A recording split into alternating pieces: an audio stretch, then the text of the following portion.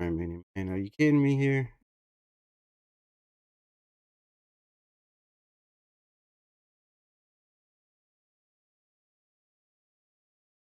And if you don't know, we are trying out OBS again. Tired of paying for all these damn streaming sites. It's costing me money to interact with the Raiders community. I don't think it should be that way. So we're not gonna pay for these profile streams anymore. We're trying to go back to OBS. Plus, it gives me more control of, you know, what I can do and what I can't do. And speaking of what we can and can't do, we have the rookies that are reporting, right? Fernando Mendoza, trading Stukes, Kieron Crawford, Trey Zune, Jermod McCoy, right? We know all the rookies, but there were some vets. There were some vets that showed up on day one. Maxx Crosby, as you've seen in the title, setting the standards as he always does, right? Shows up when it's still dark outside. First one in the building. The next person in the building was JPJ. So shout out for JPJ. You know he wants this job, but he's got some work to do, right? You got some young guys like Caleb Rogers, Trey Zune, Jordan Meredith, the older guy, a vet in the building, all battling for that spot. So I believe it's going to be, one of the biggest competitions, not just the left guard or not just the right guard position, but both guards positions. Like I've been saying all throughout camp. I don't think anything is solidified unless your name is Tyler Linderbaum and Colton Miller, right? Other than that, DJ Glaze has competition now.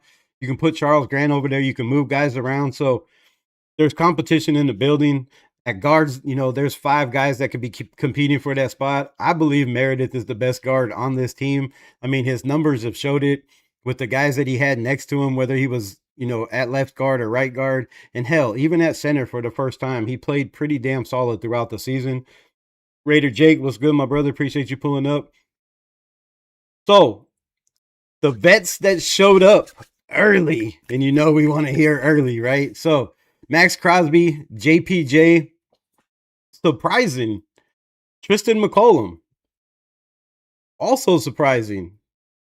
Carter Runyon, yes, the youngster Carter Runyon, and the biggest one of all is Dante Thornton, right? Doesn't have to be there, but the man knows he needs to put in work, right? He's got work to do, and Spytech has mentioned how he loves the work ethic of Dante Thornton. Now, a lot of us, probably mainly me, give him a lot of shit on this channel because I feel like if you're not ready now, there's too many guys in this building at the wide receiver spot that are ready now, right? That can go out there and do their job, do their 111, catch the balls thrown to them, and create separation. Now, at 6'3", 6'4", running a 4-3 or in the 4-3s, man, you should be able to create separation, right? That shouldn't be a problem, but you have to be able to finish. And I feel like there's just too many guys on this roster like Cedric Jackson, like Malik Benson they went and got, that are going to give, Dante Thornton a run for his money. So shout out to him, for knowing that, look, man, you're behind the totem pole, right? You weren't out there. You were injured most of mini camp,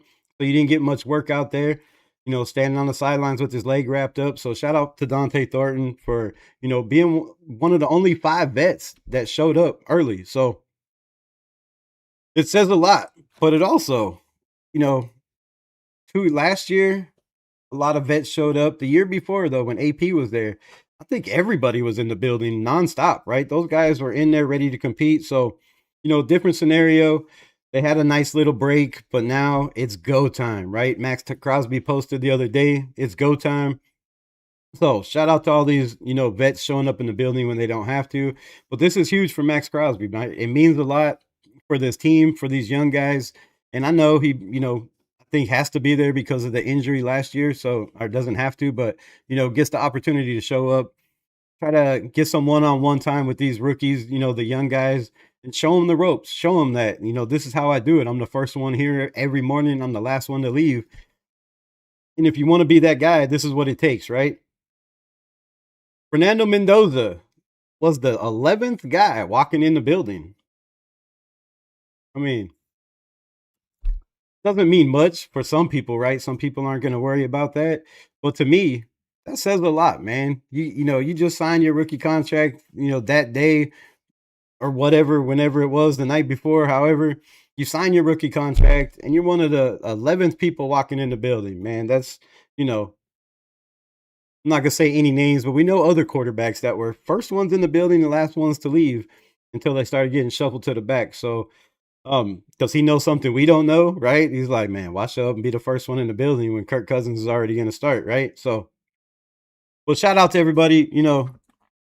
Especially the vets, Dante Thornton, and guys like Carter Runyon and Tristan McCollum that know they have to put in the work. Right? This is nothing's given on. It seems like, well, I don't want to say nothing's given because it seems like Kirk Cousins is already given the job. However, I don't want to call the coaches liars and sit up here, until we see if there's a quarterback competition or not. But we've all heard them say everybody will get first team reps and the quarterback position will reveal itself. So we'll see. But some guys to watch out for, right? Names we should be looking at. And as you can see, trench warfare. Now, we talked about the guard position battles, but I feel like the tackle position, man, should be a battle, right? You have Nicholas Henning, a tight end. I do believe like 6'6", 6'7", former tight end, only 287 pounds. That's not heavy enough to anchor that position over there by yourself. Fader Raider was good. Raider Jake, I see you. Candy Angel, I see everybody in the chat. But yeah, Nicholas Henning is a guy that's very athletic. Like I said, plays the tight end position, has damn good footwork, is really, really quick, has fast and strong hands. Maybe a guy that makes the practice squad and, throughout the year keeps pushing and grinding, or, something could come about like it did for DJ Glaze his rookie year, right? Where, injuries happen and guys take that job and never look back. So, Nicholas Henning is one of those guys. Isaiah Jada is another one of those guys. I do believe out of Utah, right? Another guy, big, strong, physical, good footwork. Probably not ready to play right away, but is a guy that, looking at this roster, hey, if I come, I show up every day, I put in that work 110%, and maybe they keep me around, right? I've heard a lot of talk about Kamar Missouri, the tackle as well. Maybe he sticks around, right? Maybe he has a chance, because if you look at the right guard position, right tackle position, it's not very deep on the roster so far. They have DJ Glaze, then you have Dalton Wagner behind him, and I don't know who the other right guard is. I apologize for that, but I do believe, I think Isaiah Jada and Nicholas Henning are both backups to the left side so far, but and then the main one is a guy like Justin Pickett, right? Probably too big to play guard in my position. You don't want your quarterback, even though Fernando is 6'5", Aiden is 6'3", Kirk Cousins somewhere around there. You don't want them having to throw, to the right side over a 6'7" guard. to me, that's a problem, right? It's already bad enough having these tackles that are, 6'7", 6'8" out there, and you don't really have to worry about those guys. But throwing through the middle of the field when you have a guard that's 6'7" could be a problem, right? But a guy like Justin Pickett, they have him at the guard position. I believe he was, a tackle in college. So can he earn a spot? And then the biggest one, there's a lot of talk about Cyan Sloan, right? The guy can play outside linebacker. He can put his hand in the dirt. He can, he can get to the quarterback. He's damn good at stopping the run. He has a motor that doesn't quit. It's kind of like somebody else that showed up today that wasn't, yesterday that didn't have to. So a lot of talk about Cyan Sloan, and there's a lot of people that believe he makes this roster. And I'm one of them, right? If you look at the competition he has around him, Jafari Harvey was here last year, didn't really get any looks, mostly probably because of the coaching staff. I would venture to say, like everybody else that didn't get looks. But Cyan Sloan is a name to watch, man. It's a guy y'all definitely got to pay attention to. And then defensive tackle Gary Smith III, right? We haven't heard much about him, but he's a big guy that can play that nose position and get to the quarterback. Also fill up gaps and stop the run. So a lot of guys to look out for. Crawford is another one, right? When the pads come on, is this guy constantly in the quarterback's face disrupting the offensive game plan?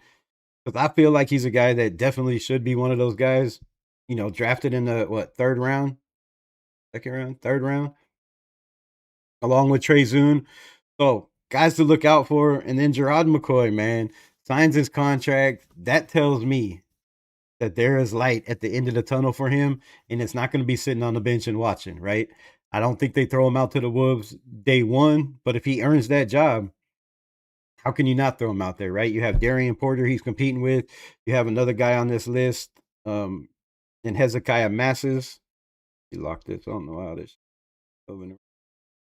Um, yeah, so another guy in Hezekiah Masses, but Jerron McCoy, man, was the steal of the draft. The Raiders moved up one spot in the fourth round to grab this young man, right?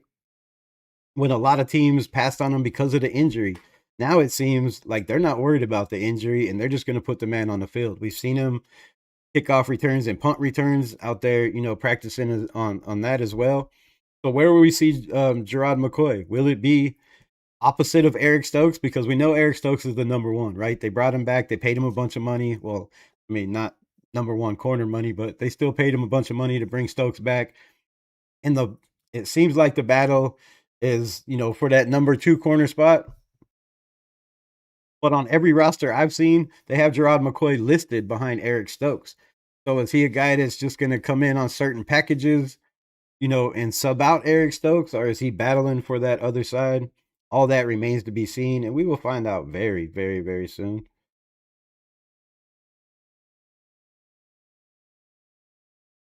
Um, Part two of the draft picks is Mike Washington, right? A lot of people feel like Mike Washington is going to be that guy that may be even better than Ashton Genty. There's a lot of talk out there that some people feel like Mike Washington can be better than Ashton Genty. Now, I think that's a little high praise, right? If we look at both their college careers, Genty had a better college career. Obviously, his last year was tops in all of college football history behind only one man, right? We all know who that man is. But Mike Washington had a solid career, and he's going to get carries, right? This is a two system back for Kubiak and his, the way he runs his system. It's a two back system, right? You're going to have plays that are designed for for your backup, even for your third team running back, whether that's Dylan Labe or Roman Himby. These guys are all going to get touches, right? They're going to get touches. They're going to get their chance in crucial situations, and you got to take those opportunities and run with it. So Mike Washington, a guy that could definitely be a problem. He has that burst. It's going to be definitely a big change of pace between Ashton Genty and Mike Washington. But I found something very interesting, right? Very, very interesting. Mike Washington, in practice, has been running kickoff returns. Now, the Patriots did the same thing with their second round running back last year, right? And Trayvon Henderson. So they didn't start him out, because they had a number one running back. They didn't start him out in the backfield, but they let him run punt returns or kickoff returns. And, it seems like a lot of teams are going that way with the new kickoff rules. You want those explosive, strong physical backs that, have speed. And it's been a long time since we've had a punt return or a kickoff return for a touchdown. Dwight Harris. What's the other one? Oh shit! It just slipped my mind. I just had both names, but y'all know who it is. But it's been a minute, right, since the Raiders have had a kickoff return, a punt return. So let me know in the comments. Let me know in the comments below. Would you like to see Mike Washington running kickoff returns? I believe he can. I think he did in Arkansas. Wasn't the main kickoff returner, but in certain situations, I think they had him out there. So let me know in the comments. Would you like to see him? And then Dalton Johnson, right? A guy that everybody pretty much figures has to make this team. But there's other guys that play the safety position that definitely want to make this team. One of them showed up early, Tristan McCollum. There's, some insiders that believe Tristan McCollum is a guy to watch. And he played well at points, right? Had some flashes. Wasn't really out there a lot. Not a great tackler, but he's pretty damn good at, at coverage and holding his end down. So Dalton Johnson got some work to do. And a lot of people have him, penciled in as making this roster. But there's some guys that are battling for those spots. Hezekiah Masses, man, Hezekiah Masses. We all know, right? The Cal guy. A lot of the nation wants to see this young man play. His ability to track the ball in the air, create turnovers, stick like glue in coverage. He makes tackles, he hits hard, he forces turnovers. And this is the guy we definitely need out there playing. Now, is he going to be a guy that gets 70 snaps his rookie year? Is out there 70% of the snaps his rookie year? Probably not. But he has a big, big opportunity too, right? He has an opportunity to be that guy and take that spot because you have Darian Porter, who didn't get a lot of burn last year, but has the size, has the speed, and I think is faster than Hezekiah Masses, has a longer reach. Hezekiah Masses has more experience. He has more experience at getting the ball. He's been, a corner his whole life, not a receiver that played 1 year as a corner and then got drafted to the NFL as a corner. So my guy Darian Porter has a lot of work to do with guys like Hezekiah Masses behind him, Jermod McCoy. And I think this is one of the biggest battles that we've had for a corner position in a long, long, long time. I mean, 2001? I don't even think Casey Hayward that year? I don't even think there was a battle then in camp. So yeah, I can't remember the last time there was a battle from guys that, could make plays, guys that could be difference makers on the grass. And Hezekiah Masses and Jermod McCoy are both definitely one of those guys. Speaking of difference makers, Malik Benson. We've talked about Malik since he got here. I was excited that they brought him in. There was other other people saying the man had, problems with the schools he went to in Florida State, right? He was a problem in the building. The Raiders don't draft problems. So, that could have been true. I'm not saying it's true or it's not true, but we do know, right, that he played his ass off in Oregon. When the number one got hurt, he stepped in. He was that guy. He was winning from the slot. He was winning from the outside. And another guy that you can put in special teams and make a difference there. So Malik Vincent, definitely going to be a difference maker for this squad. And where does he fit in? Let me know in the comments. Is he the third guy on this roster? Is he the fourth guy on this roster? Raiders. Shout out for the $2 smackerizzle. Appreciate you, my nizzle. But where does he end up on this roster, right? Is he the third guy? Is he the fourth guy? Because I believe 1, 2, 3, and 4 are all open. You look at this receiver core, there's nobody that really has it locked down. We know Brock Bowers is number one. We know Brock Bowers is going to play from the slot. He's going to play tucked in, tight to the line in a natural tight end position. They're going to run a lot of 12 personnel, which leaves you with only one wide receiver. Who is that wide receiver going to be? Is it going to be Trey Tucker? Is it going to be Malik Benson, right? Is it going to be Jack Bech? Last year, a lot of the times it was Jack Bech. When Brock Bowers was lined up tight on the line, Jack Bech was that X receiver. When the Raiders ran trips to the left or to the right, Jack Bech was that X receiver. Now, how is he going to be in this system? Remains to be seen. But Malik Benson definitely has the size, the route running, the speed to push for that first, second, or third spot, right? I really don't feel like, even with Trey Tucker and, his upside every single year, right? He's excelled, he's gotten better.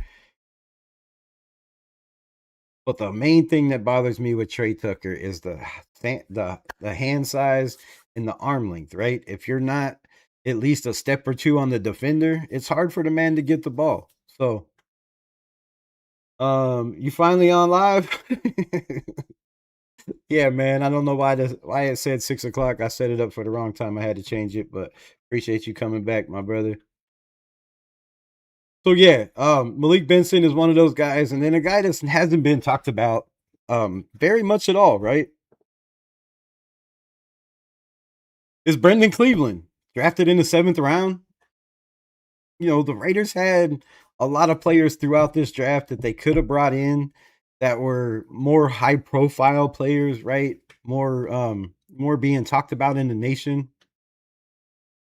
And they decided to go with different ways, right? Malik Benson, when there was a shitload of wide receivers they could have taken in the second or third round.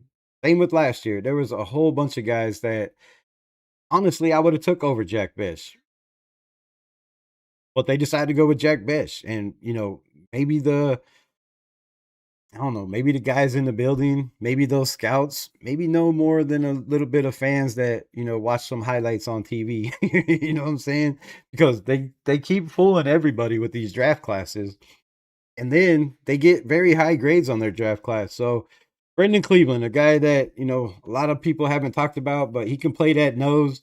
He's a smaller guy, he's athletic, he can get to the quarterback. I've watched little bit of film on him, and I see some plays where I'm just like, man, we could use that. You know what I mean? We could use that. We could use that. One swim move and by the center and in the backfield or by the guard.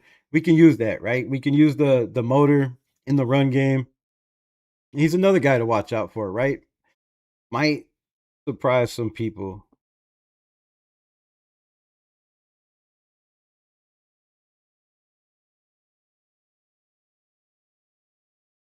And then on the other side, we have the forgotten rookie. Yes, the forgotten rookie and Jacob Clark. Now, I haven't been live in the last couple of days, man. My mouth's been all jacked up again. Y'all know my teeth are trash. So, but in that meantime, I was watching a little Jacob Clark film, right? I don't know why I wasn't talking about this young man a lot more. Now, maybe it's because it's Aiden O'Connell's in the building, and you all know I like Aiden O'Connell. But Jacob Clark has a chance to surprise some people, man. This young man really does. Like, he has good footwork. He's I do believe 6'5", in the 220s, 220, 222, something like that. Has a damn good arm. He's quick. He has mobility. And I believe he could be a guy to surprise some people. If Aiden O'Connell comes out in the preseason and plays like a lot of people think he can, the trade bait and the trade talks are going to get louder and louder and louder. And if you're the Raiders, and you have a guy like Jacob Clark, which who knows how much he'll play in the preseason, right? He might play in the fourth quarter. He might not play at all. They might be, just trying to develop this dude for down the road to be Mendoza's backup, right? So he might not get out there at all.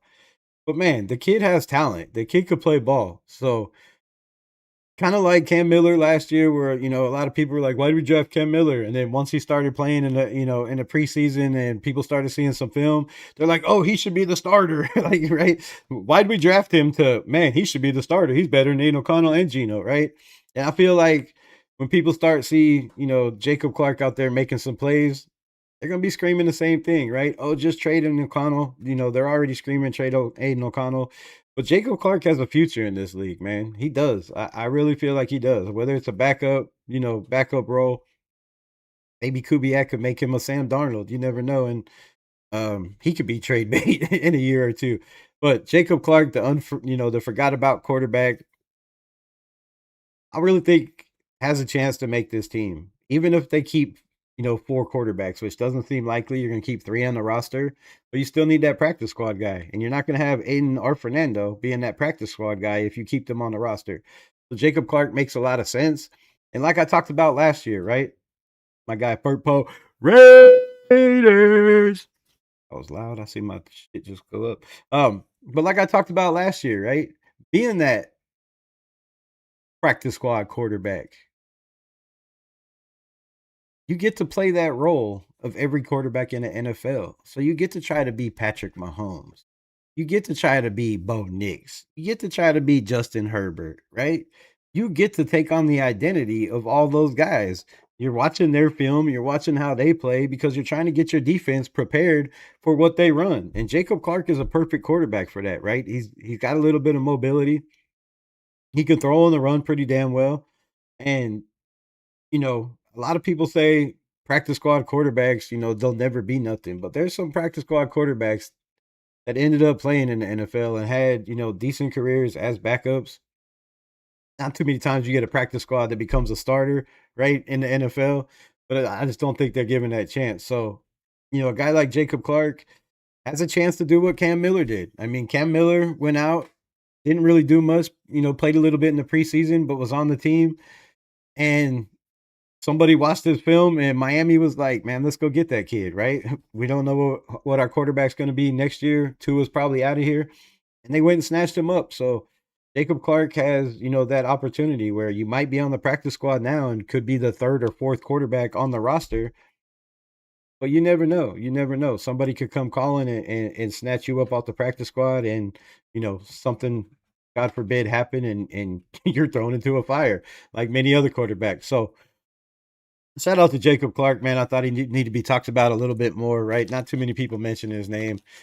But the kid could play ball. And when you got a coach like Kubiak and you got,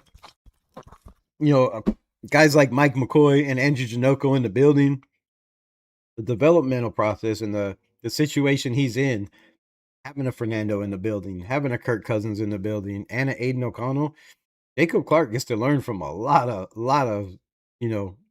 from three good ass quarterbacks. One is not proven in the NFL, actually two probably not proven in the NFL, and one, if he could teach you anything, is how to get paid, right? Kirk Cousins could teach you how to get paid. Next up is Roman Hemby, man. Roman Hemby, a guy I feel like should make this roster. I'm a big Dylan Labe fan. One of my first videos that ever hit was Dylan Labe, being drafted to the Raiders. He ended up being drafted to the Raiders. But he hasn't really done, that one fumble pretty much summarizes his career. When you think of Dylan Labe, everybody says, oh, he's a fumble machine.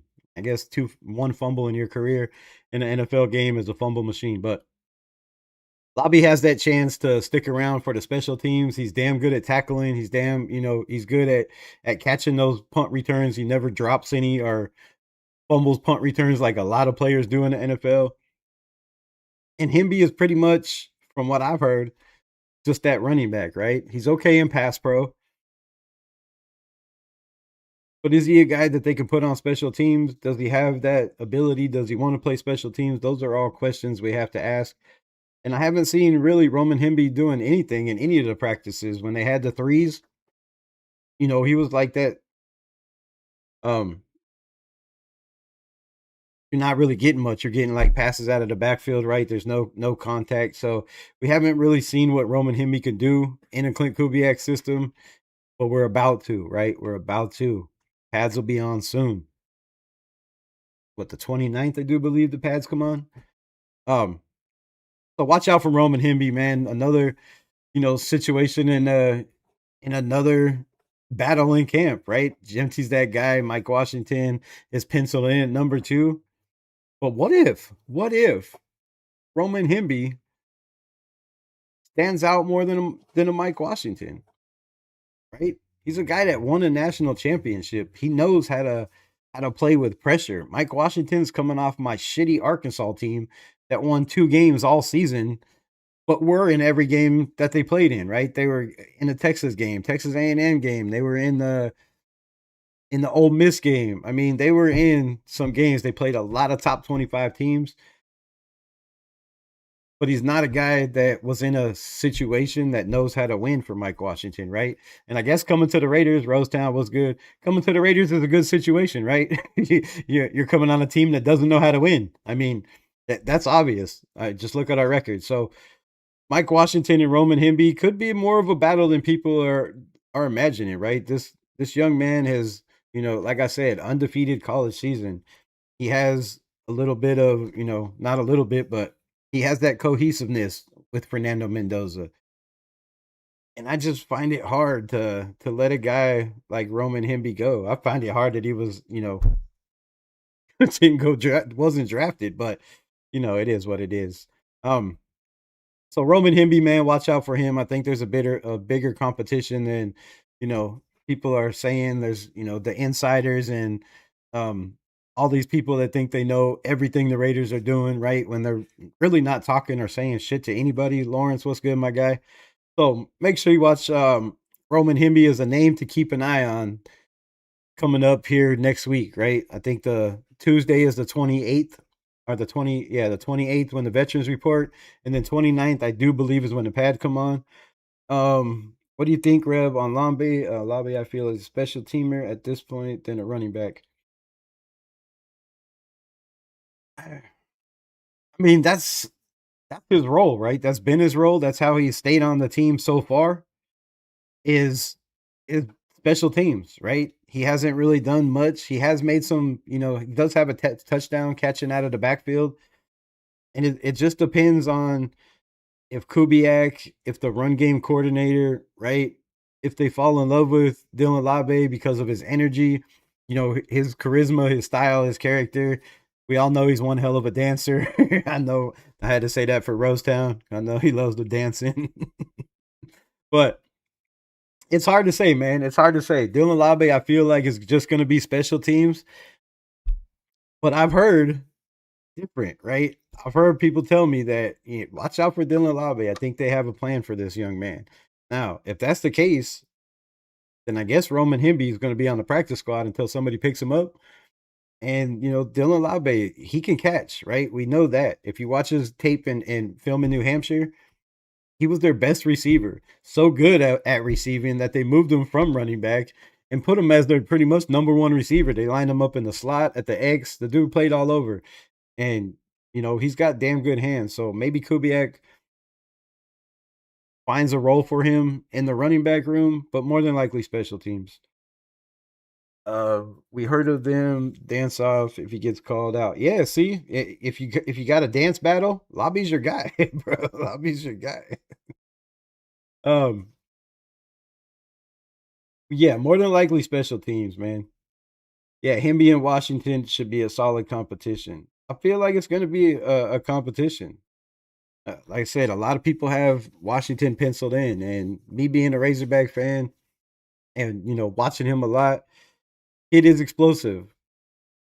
But man, I don't know if you're just ready to jump into that, second role if the role is bigger than, what we think it's going to be, right? Does he take 30% of the snaps from Genty? Does he take 20?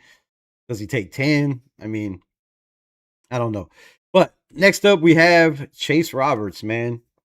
Chase Roberts is a young man that, you know, I like a lot. He's not the fastest guy, but he knows how to run routes. He knows how to set up his corners, our linebackers or whoever the hell's guarding him, safeties. He knows how to set up the defender. Um, he knows how to get guys backpedaling, how to use leverage, and he's got damn good hands. He's got consistent, solid hands, and when he gets the ball in his hands, he's hard to tackle. He reminds me of Steve Smith in that way. No comparison to Steve Smith at all. Just saying the physicality. He's a big dude. He's got muscles, right? He's not tall, but he's solid as a rock. So we need a guy like that. And I think that's what we brought in Jack Best to be, right? When we got rid of Jacoby Myers, we all thought, and Jack Best is going to take that Jacoby Myers role. Well, Pete Carroll had a little bit different a different outlook on Jack Best's role. So Chase Roberts, it's an absolute long shot to make this team. But if you can make the practice squad and you can keep showing out against the number one defense in practice, right? It gives you a chance to move up, right? You might have some games where you feel like, all right, like we brought this dude out here. Not going to say any names, right? Whatever receiver, and maybe he's not the guy. Maybe they're like, all right, man, let's put this dude and not have him active today, and let's bring up Chase Roberts. So we'll see when camp comes out. I hope to hear his name an awful lot, and the quarterback should be looking for Chase Roberts because, like I said, he's a guy that can create separation and get open, and he's physical, and we need that physicality. And then you have EJ Williams, a guy that Fernando Mendoza has all the chemistry and continuity and brotherhood with. Played with him, threw the ball to him an awful lot. On some plays, was the number one target, right? Another guy that can run kickoff returns, punt returns, has the speed, and I don't know, man. This wide receiver group, for everybody saying the Las Vegas Raiders don't have a wide receiver or a wide receiver one, just because we don't know who's going to be that, but we have a bunch that could be, right? I'm not saying Chase Roberts or EJ Williams are number one wide receivers, but we don't know, man. We don't know until these kids get out there, right? They can get out there and just be blazing the whole entire NFL. So EJ Williams is another guy to watch out for. And then Jonathan Brady. A lot of talk about Derek Young, right? Is Derek Young going to make the squad? They brought him in at free agency. They paid him, a decent amount of money. But more than likely, they brought him in because he's a special teamer. That's what he does, right? He plays special teams. He runs kickoff returns, punt returns. And I feel like that's why they brought him in. But can Jonathan Brady be that guy to make noise in camp, right? It only takes one. Only takes one run, right? You get a kickoff return in camp and you take that shit to the house, believe me, your name goes skyrocketing, skyrocketing up. Because if you look at what I was talking about earlier, the Raiders, it's been what, 10 years since the Raiders have run a kickoff return or a punt return back for a touchdown. I mean, those are nasty, filthy numbers. So it only takes one of these guys, if they get a look like Mike Washington on punt returns or kick returns, or EJ Williams, or any of these guys, right? It only takes one. If you take one to the house, yeah, you might solidify your spot on the roster, and it might only be that one play. Um, so Jonathan Brady, more of a special teams guy, but do the Raiders go with youth? It seems like it's the youth movement right now. We have a very, very young team. And if you're going to bring in a guy like Derek Young and he's not going to get reps, on the grass other than special teams, maybe the Raiders think about going with a guy like Jonathan Brady. And then Patrick Gurd. Still haven't watched any film on Patrick Gurd. I don't know why. I just feel like this tight end room is solidified. And, maybe I'm not doing my job as a content creator of watching film on this guy. Maybe I'll try to find some right now. We'll watch some. Um, but I haven't heard much on Patrick Gurd, right? You have Carter running in the building. You have Brock Bowers. You have Michael Mayer, who could or could not be on this team when the season starts, and we'll talk about that here in a minute. And then you have Ian Thomas. You have Albert Albert OK, which is a big physical guy that you're going to need in the run game. If you're running 12 personnel, if you're running your run game out of 12 personnel a lot, I think Albert OK is a guy you have to watch for, definitely. Let me know, man. Let me know. Y'all like this setup better? You like OBS? Does it sound better?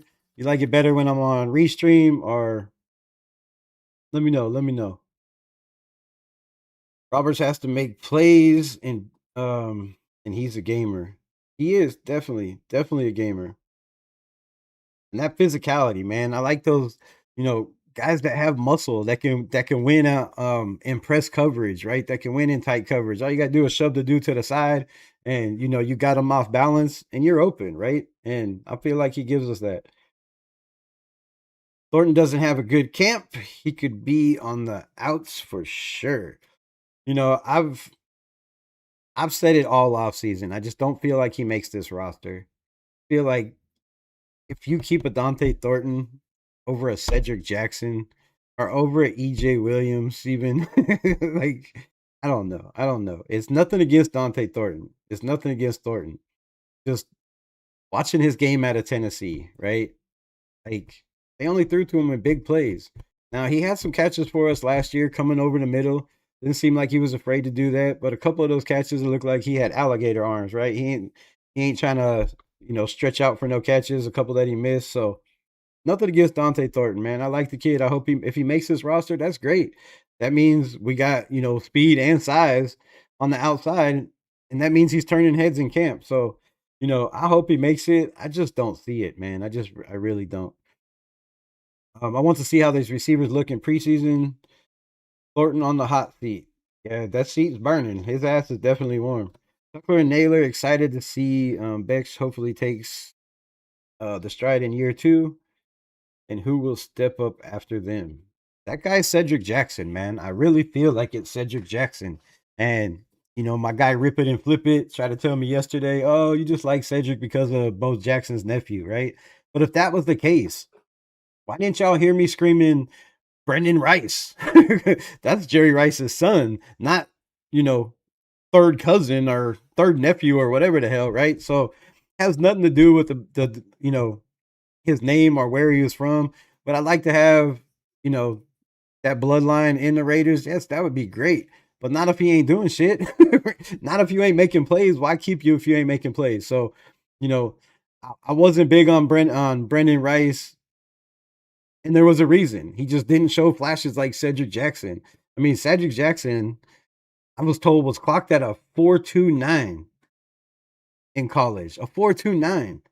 That's the quickest dude in the building. And he's 6'2 and over 200 pounds. Kubiak likes those guys that can win, you know, win those one-on-ones and those physicality 50-50 balls, right? You're not going to get beat. You're not going to be taken away from that. And to me, that's Cedric Jackson. And if you go back and watch, you know, some of his route running, man, when he plants his foot and drops his hips, he's gone, bro. He's gone. Like his he can come to a dead stop and boom, he's at full speed, like in 3 steps. So I really like what Cedric Jackson brings to the table. I really like the fact that our wide receiver coach, Zach Ozani, right, said that this is going to be a physical group. If you're not blocking, you're not going to get the ball. And Cedric Jackson can block. He can block. He's strong, you know, for 6'2 as a wide receiver, 200 pounds, right? He's a lot more physical than a guy like Trey Tucker, who's, you know, a buck 80. He's a lot more physical than even, I don't know, Derek Young's pretty big, but Jalen Naylor. So Cedric Jackson, I really feel is that guy, man. I feel like Cedric Jackson is the guy you should be watching. That is the sleeper to make this roster, and not only make the roster, but to be a big part of this offense, in my opinion. Shed running a 4.3 flat is wild stuff. Yeah, 4.3 flat. And if you look at his games that he played with the Raiders, man, he caught everything they threw to him, right? He caught everything they threw to him. He had some first downs. He had a touchdown where he just smoked the defender on the outside. And we don't have anybody doing that. We don't have Dante Thornton doing that. Malik Benson hasn't proved he can do that. EJ Williams hasn't got a chance to prove he can do that. And there's film on Cedric Jackson in the NFL, right? There's film that can say, hey, and if there's not film with the Raiders, you can go back and look at him with the Bengals. A lot of people forget he was on the Bengals roster. He had Jamar Chase and Higgins showing him the ropes, showing him how to run routes, right? Showing him how to set these corners up to get them off balance so you can make your move and be wide open, right? And I feel like Cedric Jackson has been around some damn good receivers. And then you bring him in last year and he's, you know, around veterans like Tyler Lockett, you know, he's around guys like Brock Bowers, Jacoby Myers at the beginning of the season. So Cedric Jackson has learned a lot. He's only 25 years old, right? This kid has a lot of future in front of him. The touchdown he had for the Bengals was the same as he had for us. He just ran by the guy, smoked him. The safety couldn't catch up. And if you can do that on a consistent basis, man, that changes the whole trajectory of this team 100%. Exactly. On the last name, I was kind of mad he didn't get we didn't get Branch in the draft and Falcons took him. Only time will tell. Yeah, man, I you know,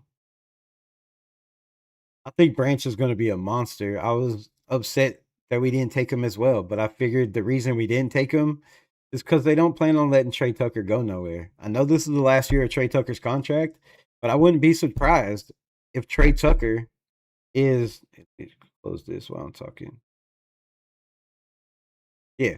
I wouldn't be surprised, you know, if Trey Tucker gets another contract. Because if he's not going to get another contract, or they weren't already planning on giving him another contract, you had plenty of guys that are 5'8", 5'9", with lightning speed that could have took that role when Trey Tucker left the building. And the fact that they didn't go get a guy like Branch with the, you know, the bloodline as well, I mean, it says a lot to me. It says a lot to me. Just bring back Alex motherfucking Bachman, right? Alex Bachman in the building. Look, Alex Bachman made some plays. Raider Ryan in the building. What's good, family? Appreciate you, my guy. Alec as well. What's good? What's good? This is cool. I finally got the chat on. Finally got everything working. Um, Back to this. Get the rest of these rookies out the way. Patrick Gerd. Um, I don't know, man. He'd have to have a special, amazing offseason, I feel like, for this dude to even get a look with the tight ends we have in the building. Why is this shit so loud? Does it feel sound like I'm screaming at y'all? Because if it does, I am. No, I'm just kidding. But Patrick Gerd, yeah, I don't know, man. I don't know. I just don't see him making the spot. I really feel like Carter Runyon is going to be a guy that makes it rough for Michael Mayer to stick around through the whole season, right? Carter Runyon, he can block, he can catch, he can run routes, he can get open. And I feel like he's going to be a weapon in the Kubiak system. I really, really do. So Patrick Gerd, yeah, I don't know. Then defense and special teams, right? These are all the guys that can make this roster. But most of them probably make it from special teams, right? If you move on from a guy like DeCamarion Richardson, do you bring in a guy like Caleb Oford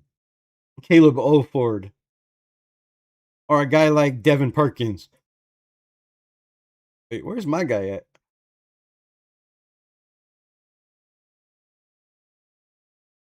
Where's Devin Perkins? Where the hell's Devin Lafayette? Let me move me. Lafayette on this side. Okay, well, I don't know where the hell Lafayette is. For some reason he is not on this list. Did we release him? No, we haven't released anybody yet. I don't think we released anybody yet. Check it out.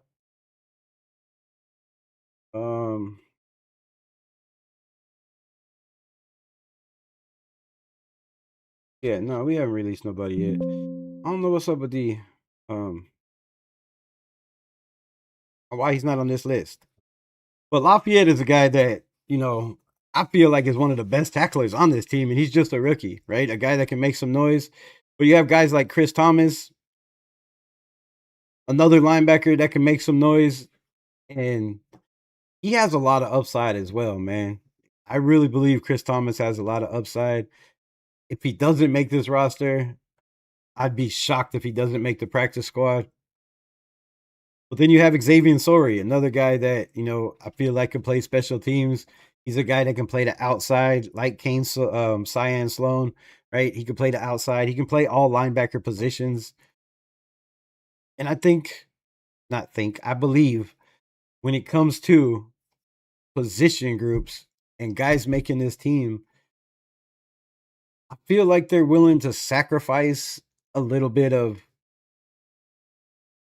experience for upside, a little bit of experience for projecting, right?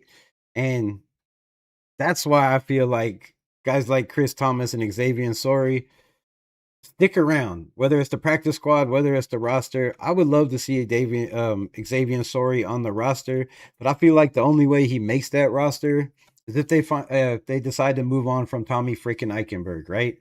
Guy that was drafted fourth, fifth round, hasn't really done a lot for the Las Vegas Raiders. Right, had his opportunities last year. I felt like there was guys struggling where, you should have put the man in. Let's see what he has.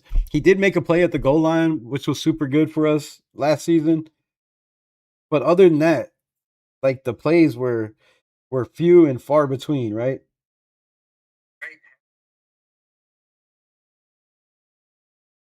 So send you some coffees from Arkansas and just order that shit from Walmart. What you mean, bro? What you mean, bro? All right, why ain't this flipping?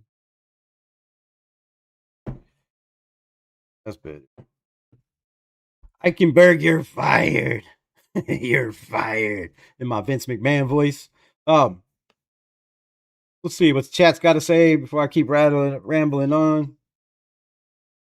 Damn, I went on 5 different stores and none of them had my coffee. Damn, that's crazy.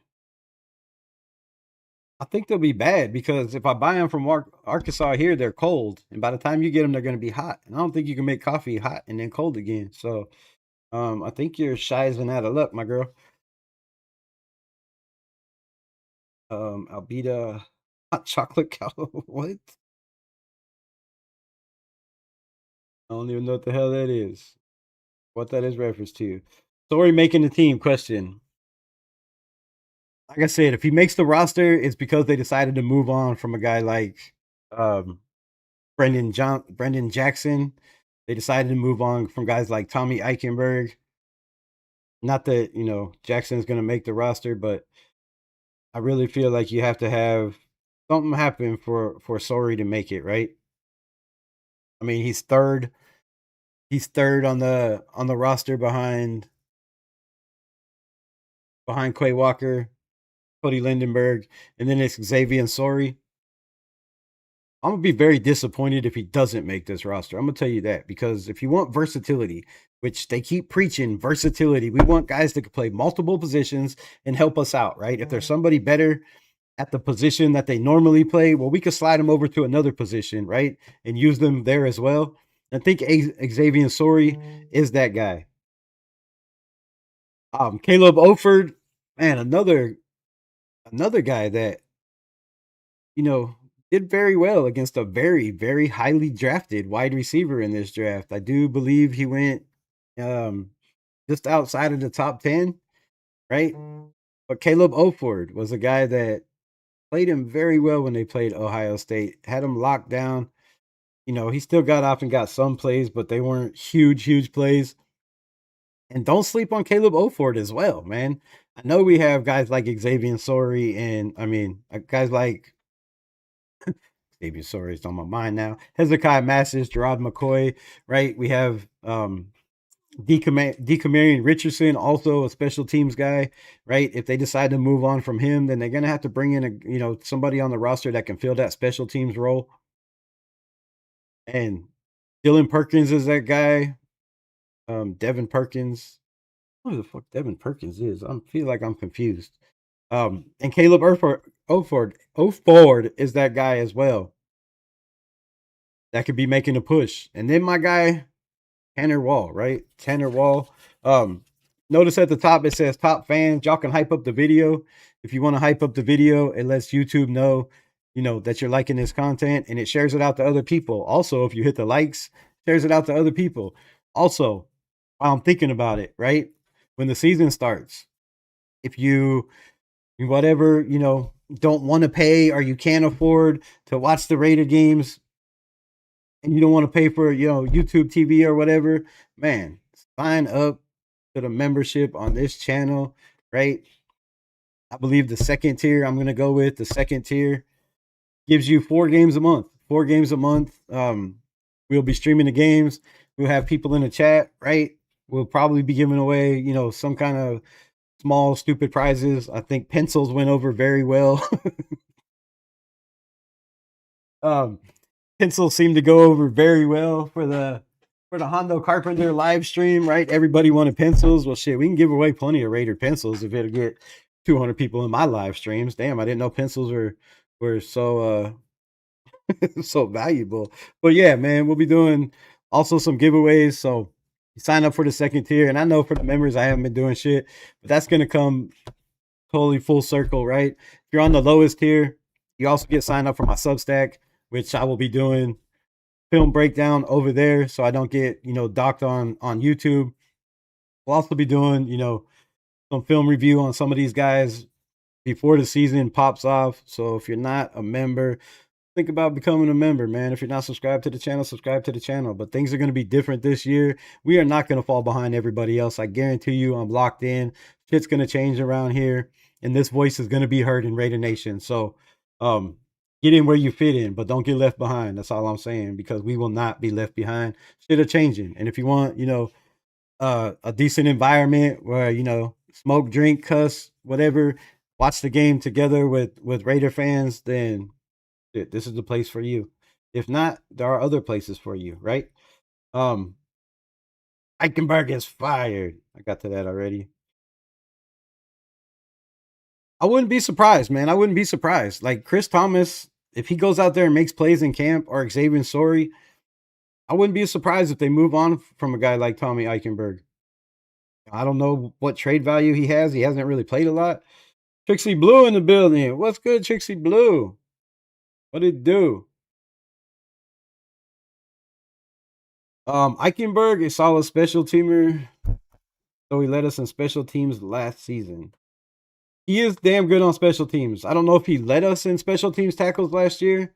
I know there was a couple plays where he got absolutely cooked, ankles broke, and they ended up in big run plays. He doesn't have the speed, right, to play that. The special teams role, if a guy's by him, he's not catching him. And guys like Xavier and Sorey, I feel like, are faster. Chris Thomas are faster. But if you're going with experience over upside, then Tommy Eichenberg is that guy.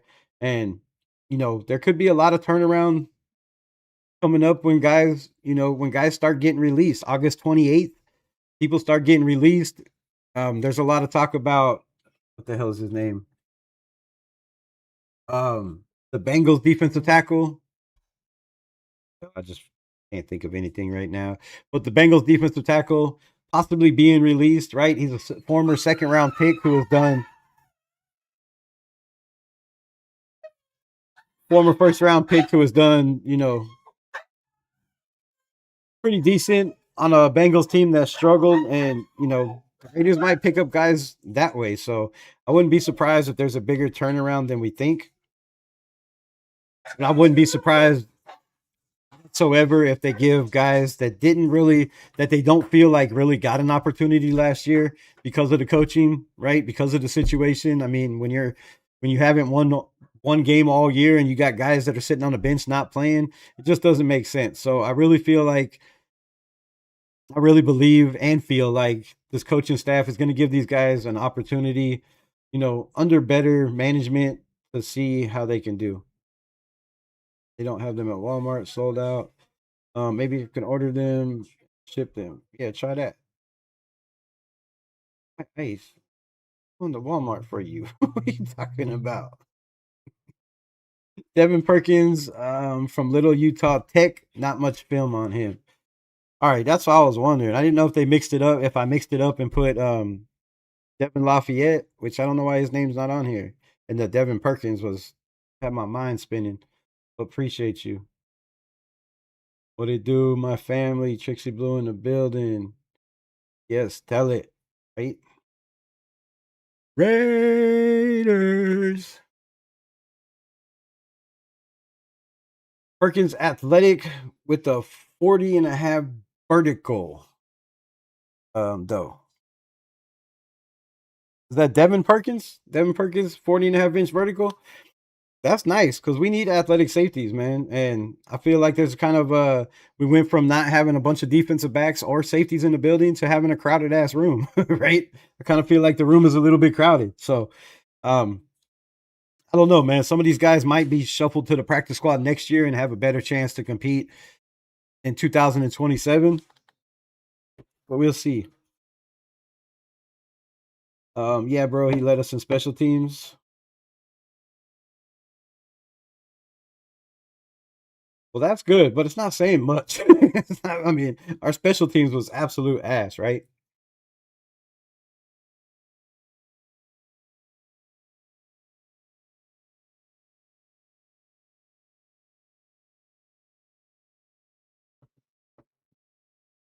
And you got to have that on special teams, right? You got to have somebody that can make those tackles.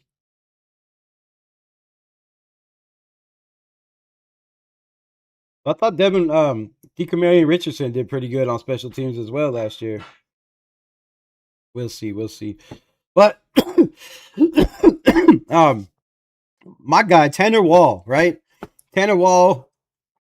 It seems like the chances went from slim to none from him actually making this roster, unless something negative happens like an injury. But Tanner Wall is a guy that definitely needs to be kept around. He gives us that special teams. He gives us that thumper in the backfield.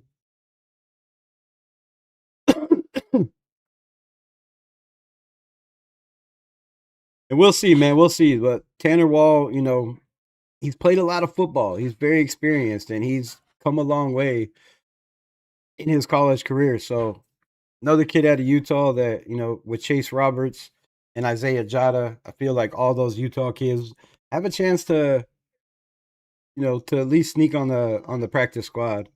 And then you have Kansi Matsuwa, Tokyo Toe, Special K, whatever you want to call him, right? Seems like a lot of people are already penciling Matt Gay in. I just don't feel like that's the case. There has to be a battle at this position. I'm still very upset at Spytech and the powers to be to let Daniel Carlson go, right? Yeah, I mean, Matt Gay is not Daniel Carlson. Matt Gay will never be Daniel Carlson. Daniel Carlson did way more for the Raiders than Matt Gay will ever do because he's probably more than likely not even going to make the roster, in my opinion. I think they go with the young man Tokyo Toe. Seems like they like feel good stories around here, and could be the feel good story. The kid seen a Raider game, decided that's what he wanted to do, and now he's a Raider. I mean, how do you let that opportunity go, right? How do you let that not give him that opportunity to at least battle and compete? And if you keep two kickers, that's a problem because we don't have a roster to keep two kickers, so one's got to go. And I think it's Matt Gay, but I'm pissed off. I talk shit on Daniel Carlson because yes, he was consistent from 50 inside, right? But from 50 plus, he was up and down. And after all of that, he ends the season with a 60-yard kick that he wasn't supposed to make to beat Kansas City that cost us first pick in every round of the draft. And maybe that's why they let him go. They're like, damn, now you want to make a 60-yarder? You know how many times we had 60-yarders we could have made in one games? But nah. But yeah, so still a little bitter about the Daniel Carlson thing because of the guys we got. Matt Gay, I just thought was not a replacement for Daniel Carlson, and it was just a slap in the face for an Oakland Raider that's been, with this team for a long, long time and one of the last Oakland Raiders in the building. That was not the way he should have went out. And, I still upset with Spytech for that. I forget the names, man. We picked up from the Colts, who was really good on special teams too. We need that. We missed tackles like crazy last season. From the Colts, Segun Alobi. Is it Alobi?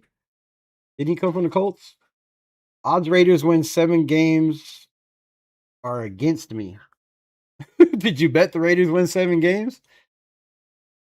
I don't think the odds are, bro. I really don't. I think those odds are right where you need to be, my brother, to be honest. You want my honest opinion? I think those odds are right where they need to be. I think 6 is their floor. I've been saying that since Kubiak was brought in before they went and got Mendoza with Aiden O'Connell in the building. 6 was their floor. Now they have Aiden O'Connell, Kirk Cousins, and Fernando Mendoza. 6 is still their floor for me. What their ceiling is, I don't really know what the ceiling could be. I don't think there is a ceiling you could place on this team because they could be one of those teams like the New England Patriots or, a lot of these teams that went from worst to first. The Jacksonville Jaguars, the Washington Commanders, right? There's a lot of teams that are turning it around in year one, and I feel like they could be those. So, the odds might not be as stacked against you as you think. Raiders, we know wide receivers, bro. We know or need. We need wide receivers. Shout out to my guy Robert Davalia in the building. I've said this. I've said this. I've said this. I've said this, and I've said this. And again, I know, only 200 people see every live I do, tops at the max. So the word doesn't really get out. But the people that do watch my videos, I feel like starting to get on board with what I've been saying since day one, right?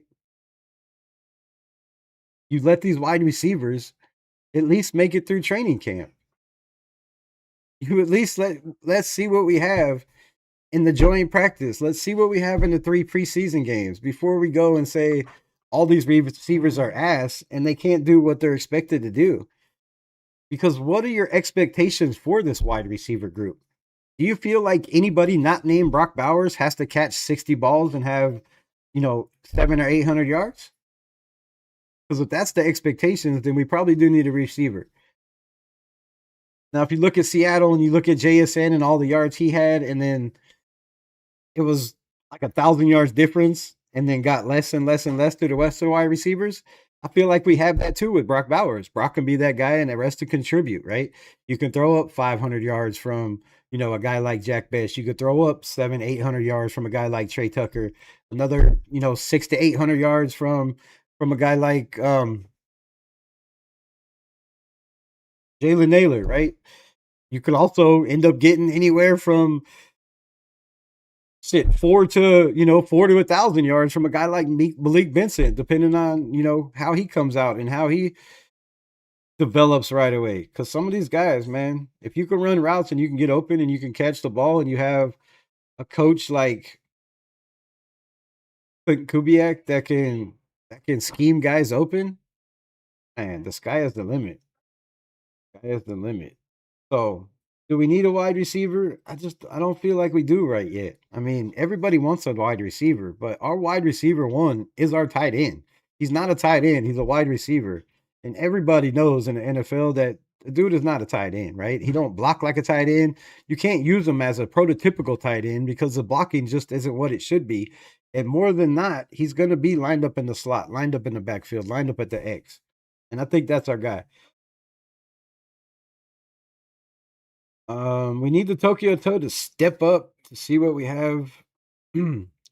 um, that Hondo as our kicker on our team. That's a reliable all through. What do you have? 26 out of 27. I think he made 27 field goals in a row at Hawaii. I mean, that's consistent as they come. Now, a lot of those field goals were inside of 40 yards. So, I mean, but again, that I think bodes well for the Las Vegas Raiders. If you have a guy that from 40 yards in is lights out and it's a guaranteed 3, that changes your offense, right? We also have an offense that I believe not too many times should we be stalled out on the 45-yard line and have to kick a 65-yard field goal, right? I feel like we could at least get to kicking, field goal distance if your kicker's consistent and he's going to make it. If you only got to get the 30, 35, 40-yard line for him to make kicks consistently, shit, that's huge for us. That's huge for us. Tokyo Toe right there. Right there, right there. Right there, right there. What else we got? Alobi, yes. Yes, Segun Alobi. That's another guy that we haven't talked a lot about, right? He's a guy that you could put on the line. He's a guy that could play that linebacker position. You can use him in special teams. Does he win out and make it difficult for a guy like Chris Thomas or Xavier Sori to be that guy? You know? If you know, you know. And if you don't know, well, now you know. I feel bad for Money Cash Carlson, but his time has come. I agree with the first part. I feel bad for him. I don't know if his time has come. I mean, he's still one of the most consistent kickers in the NFL. It's not like he was, 30th like our offensive line, or 31st like our run game, right? He was in the 15, I think. And the kicks that he did miss, you could easily blame on this horrible offensive line. You could blame on the horrible offensive line scheme. You can blame on the horrible offensive line blocking, right? So a lot of that wasn't all Carlson's fault. The coaches made him look bad. The offensive line made him look bad. When you got guys like Honka Hemingway and JJ Pegues on your field goal blocking unit, but you don't have them on the defensive line, what are we doing? What are we doing in Vegas? We're putting defensive tackles to block on field goals, but not playing them where they should be on the defensive line. To me, that's crazy. So, yeah, his time might have come, but I felt like he deserved one more year, man. I mean, there's no reason to bring in a Matt Gay because you ain't got a new special teamer. Keep Carlson and let him compete with Tokyo Toe, or bring in Matt Gay and Tokyo Toe and Carlson, right? Because the Raiders only had 89, 90 guys on their roster. They had one more roster spot. They could have easily kept Daniel Carlson and let him compete. And maybe Daniel Carlson, with competition and having to compete for a job, maybe he would have won out, right, and still been a Raider. I don't know, but I don't know. I don't know. But maybe, maybe. Bowers will be the main team target. Keeps happening. Bowers will be the main team target. I read that wrong. Bowers will be the main target. Teams know that both having the speed with Benson, Naylor, and Trey Tucker. And, we've seen what our offensive line, correct, 100% correct. We've seen what our offensive line and our running game did when Brock Bowers went down, right? When Brock Bowers went down, we had no offense, unless it was Cedric Jackson.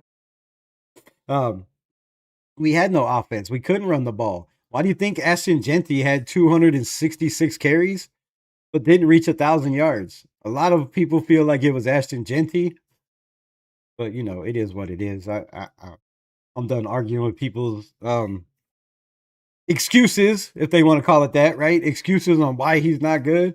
I mean, just look at just look at all the scenarios.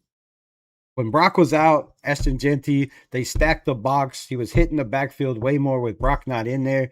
Now you got Brock. Now you got Tucker. Now you have Jalen Naylor, right? You have guys like Malik Benson, and they have to pay attention, at least until they show that they're not, worthy of paying attention to. I feel like when you line up on defense going against the Las Vegas Raiders, everybody's focus will be on Brock Bowers and Ashton Genty, which is great for Trey Tucker, Jalen Naylor, Malik Benson, and the rest of the squad, right? Because you're going to have a lot of one-on-one matches. 90% of the time, 98% of the time, you're going to be one-on-one with your guy. Whether that guy is a linebacker, a safety, a corner, a hybrid, it doesn't matter. You're going to get one-on-ones, and you have to produce. And if that happens, then, shit, this team's going to be crazy. But I really feel like they brought in a guy like Jalen Naylor. They're keeping Trey Tucker around, right? You brought in guys like Malik Benson.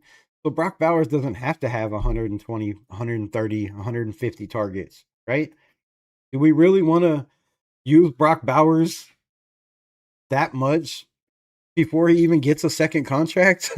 I mean, he's already had injury problems, right? Played on one leg most of the season. And I feel like people might be overhyping how much Brock Bowers is going to be the focal point. Now I know he's the best player on the team, but so does everybody else in the league, right? So they're going to double him, which makes the quarterback throw somewhere else, unless you just want to force the ball to Brock all the time. So I think Brock could get, I'm not going to say less targets because he didn't get a lot last year. He'll definitely get more, but I don't know if he gets 150 or 60 like JSN, like everybody thinks he is, right? Kubiak's system, a lot of 5 and 10 yard passes, right? Getting these guys on slants, getting these guys on drag routes, getting these guys on, outside routes or hook routes, getting them on post routes and letting them eat, right? Or small post routes, right? Where you just run 5, 10 yards and then you slant. And that's where a lot of their yards come from. A lot of Seattle's yards were after the catch. I feel like that's going to be the same thing here.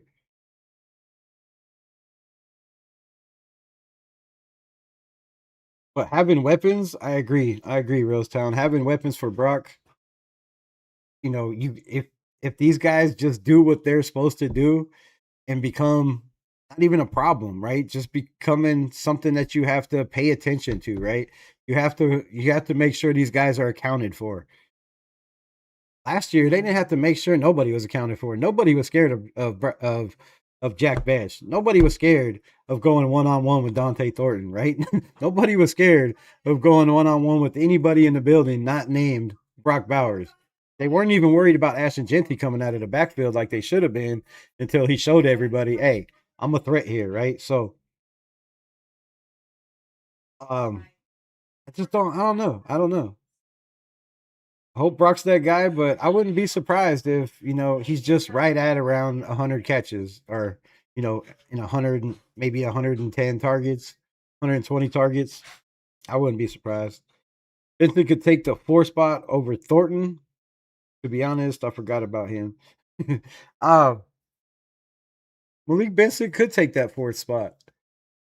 He could also be a guy that pushes Jack Best for that 3rd spot as a rookie. I mean, you have the size, you have the speed, right? You could play from the slot, you could play from the outside.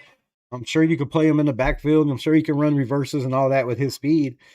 He might be a guy that, makes it hard for Jack Best to get the touches a lot of people feel he should get this year. And I agree 100%. I think Benson right now, day one, is better than Dante Thornton. And it's not a knock on Dante Thornton.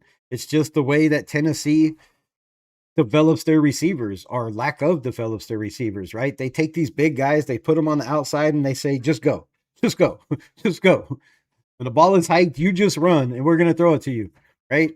And I feel like there's not too much development out of Tennessee receivers. They've always been kind of like a liability coming out of the draft. There was one this year that a lot of people thought would go in the 1st round, but didn't. And I think it's because of the school he came from in Tennessee. So, I just feel like catch wise, route running wise, defense recognition, all of that, separation, Malik Benson is better than Dante Thornton. But I feel like Cedric Jackson is as well. Feel bad for that Cash Money Carlson. Got Ken in the building. What's good? Rebel in the Nation. Salute, my brother. This is one thing I don't know how to do on OBS. I don't know how to pull anybody up on the live stream because now would be a good time. But of course, now I don't know how.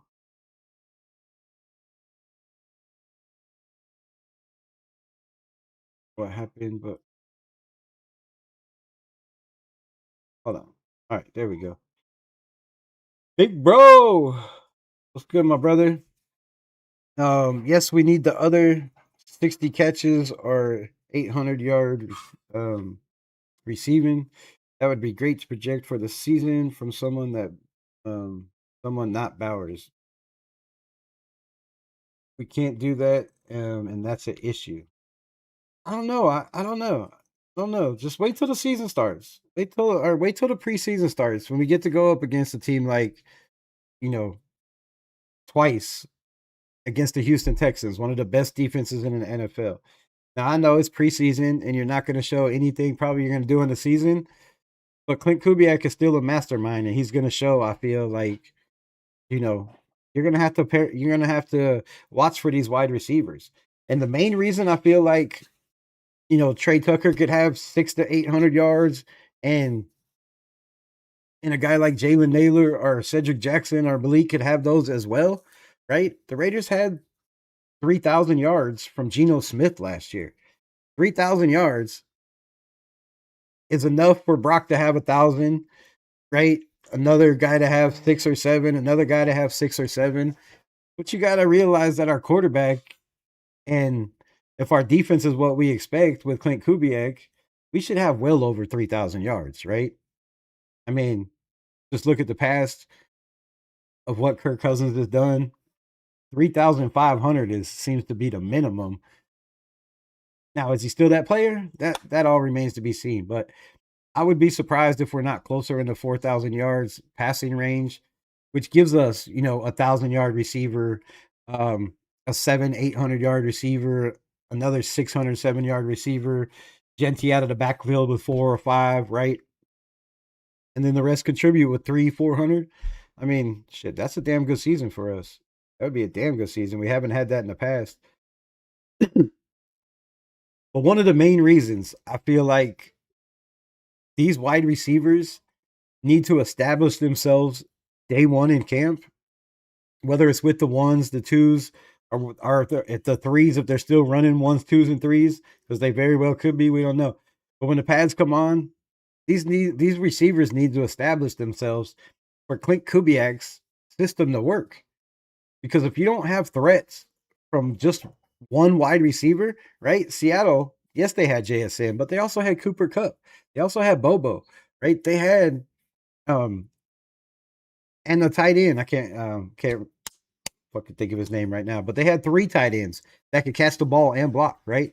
So it wasn't just JSN that they had to account for. They had to account for Cooper Kupp. They had to account for the rest of the guys on that wide receiver group because, just because of Cooper Kupp's body of work and what he is. And I think for the Raiders to be successful in Clint Kubiak's system, somebody has to step up, whether not just one, but a couple of these guys, right? Whether it's Cedric Jackson, Trey Taylor, Trey Taylor, Trey Tucker, Jalen Naylor, right? Somebody has to step up and be that guy. And then somebody has to be that guy that's, pushing him to get reps, because if we don't have a wide receiver threat, our run game goes to shit. No matter how good our offensive line is at blocking, right? If they know when the run is coming, which we were very predictable last year in that, they knew when the run game was coming. They knew on first down we're going to run the ball. We ran the ball on first down, I think like 97 or 8% of the time. That's ridiculous in the NFL. You wonder why Ashton Jeanty didn't have, over 1,000 yards? Predictable. Teams knew what were coming. They're like, okay, especially when Brock got injured, right? You got Brock on one leg. Who else we got? Ashton Jeanty stopped the run and forced Geno to throw that already had 14 interceptions by week 9. I mean, it's not really hard for defenses to focus on the main point and take that away, right?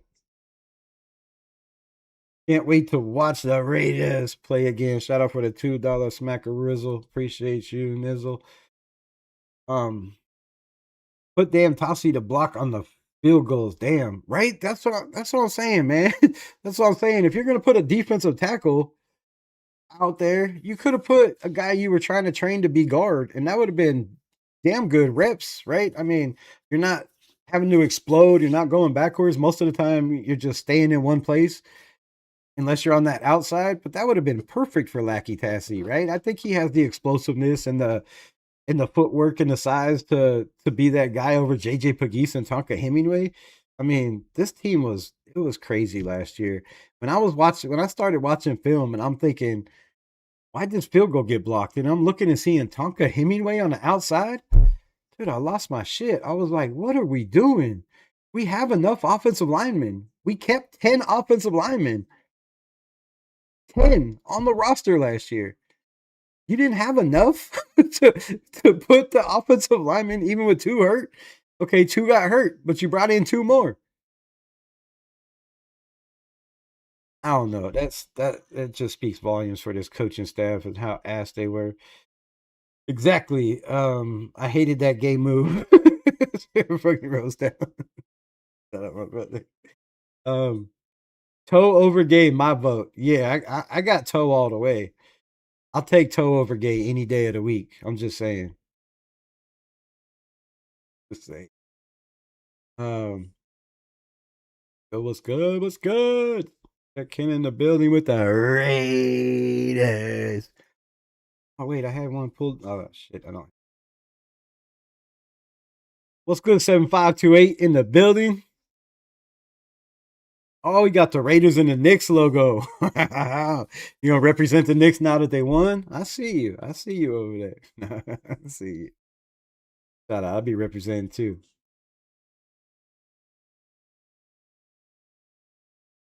I'm sure you heard about LeBron signing with the 76ers today. Yes, I did hear about LeBron signing with the 76ers today. We really don't talk too much other sports, but maybe we should start talking more other sports on here, because I love talk ball. Shit, basketball was definitely one of my first loves. But what does LeBron bring to the 76ers? Let me know in the chat. Let me know in the comments. Shout out to the 13 people in the building. I appreciate y'all. Let me know in the comments. Do you feel like LeBron, with all them all-stars they got over there, in Philadelphia is going to be a problem, right? Does he make that team better? Oh, that's not even a question. Obviously, he makes them better. But where do the 76ers fit in this NBA race this year, bringing in LeBron? Let me know how y'all feel about it. And if y'all didn't hear, did y'all hear our president, Mr. Trump, when he was asked about the huge topic, Jordan or LeBron? Did y'all hear what he said? Y'all hear what he had to say? Our president called LeBron a racist. He said, well, LeBron, he don't like white people. He a racist, and he don't like me. So I'm gonna have to go with Michael Jordan. I was like, damn, he did not just say that. He did not just say that. Trump out there causing drama. Causing drama. Nobody was scared to go with Lockett. Yeah, sure. Man, I could cover Tyler Lockett. Shit, I'm 51. I cover Tyler Lockett. He ain't getting off the line. I'll tell you that. He'll run a 4.8, 4.9 at 50, maybe.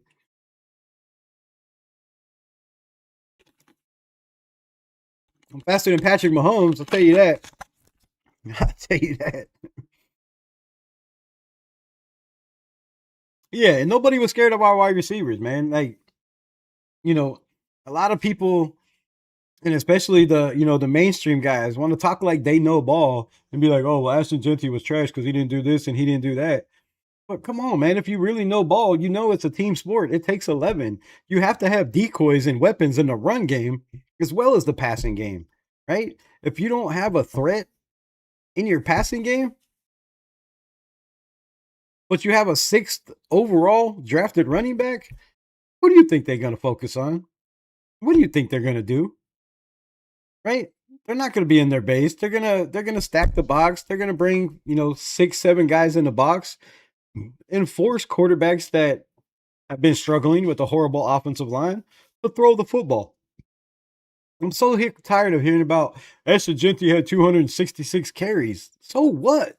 So what? A lot of those carries were trash. They were carries that dude stacked in the box with no offensive line, no push, no movement, hitting the backfield, right? And I don't think the carries should be as big as a topic as there are. I mean, there's guys that have 1,400 yards that had 320 or 40 carries. I mean, that's insane. Now, if you're catching a ball 320, 340 times, you're the offense. And if you don't have over 1,000 yards then yes. But, man, with all the shit that went on, not having a wide receiver threat, not having a tight end threat because he's injured, Ashton Genty was the team last year. I mean, shit, he had over half of our touchdowns.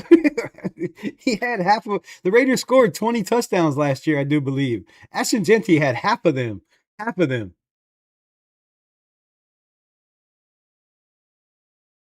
And yeah, when you don't have a wide receiver, guys are gonna play off that dude 5-10 yards. And as soon as they realize it's a handoff, they're rushing the line of scrimmage. And you already have 6 guys there. So now you got 7, 8, 9 guys on the line of scrimmage. Where the hell are you supposed to go as a running back? Like, you're just supposed to create your own space, I guess, because you were 6th overall. And yes, in certain scenarios and situations, you should. But in a stack box, I mean, come on, that's hard. Remember what I said? It took my Knicks to win the championship. Jalen Brunson on a point guard took a big pay cut. Now LeBron signed a $2 million deal for 8 mil. I didn't know that. I didn't know that. I didn't know that. Hold on. Hold on. What? Oh, you kidding me? Are you fucking kidding me right now? Are you serious? You're not joking, are you? You're not joking. You're telling me LeBron went somewhere else for $8 million a season?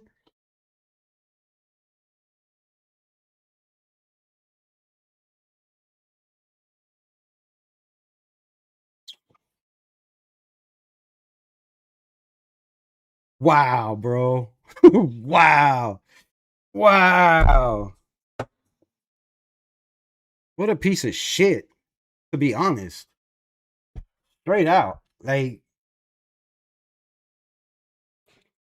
you took $53 million from the Lakers last year just to come back, knowing you weren't going to be that guy. $53 million. And we could have brought in 2 or 3 or 4 different more players if you would have just took 25 or 30 or 40. You took 53 from the Lakers last year. And now you're going to come play for less money than Vanderbilt? You're getting less money than Vanderbilt? Wow, dude. Wow. Wow. Oh, wow. Wow.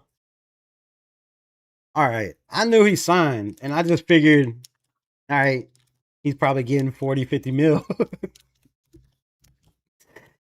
He's getting $8 million.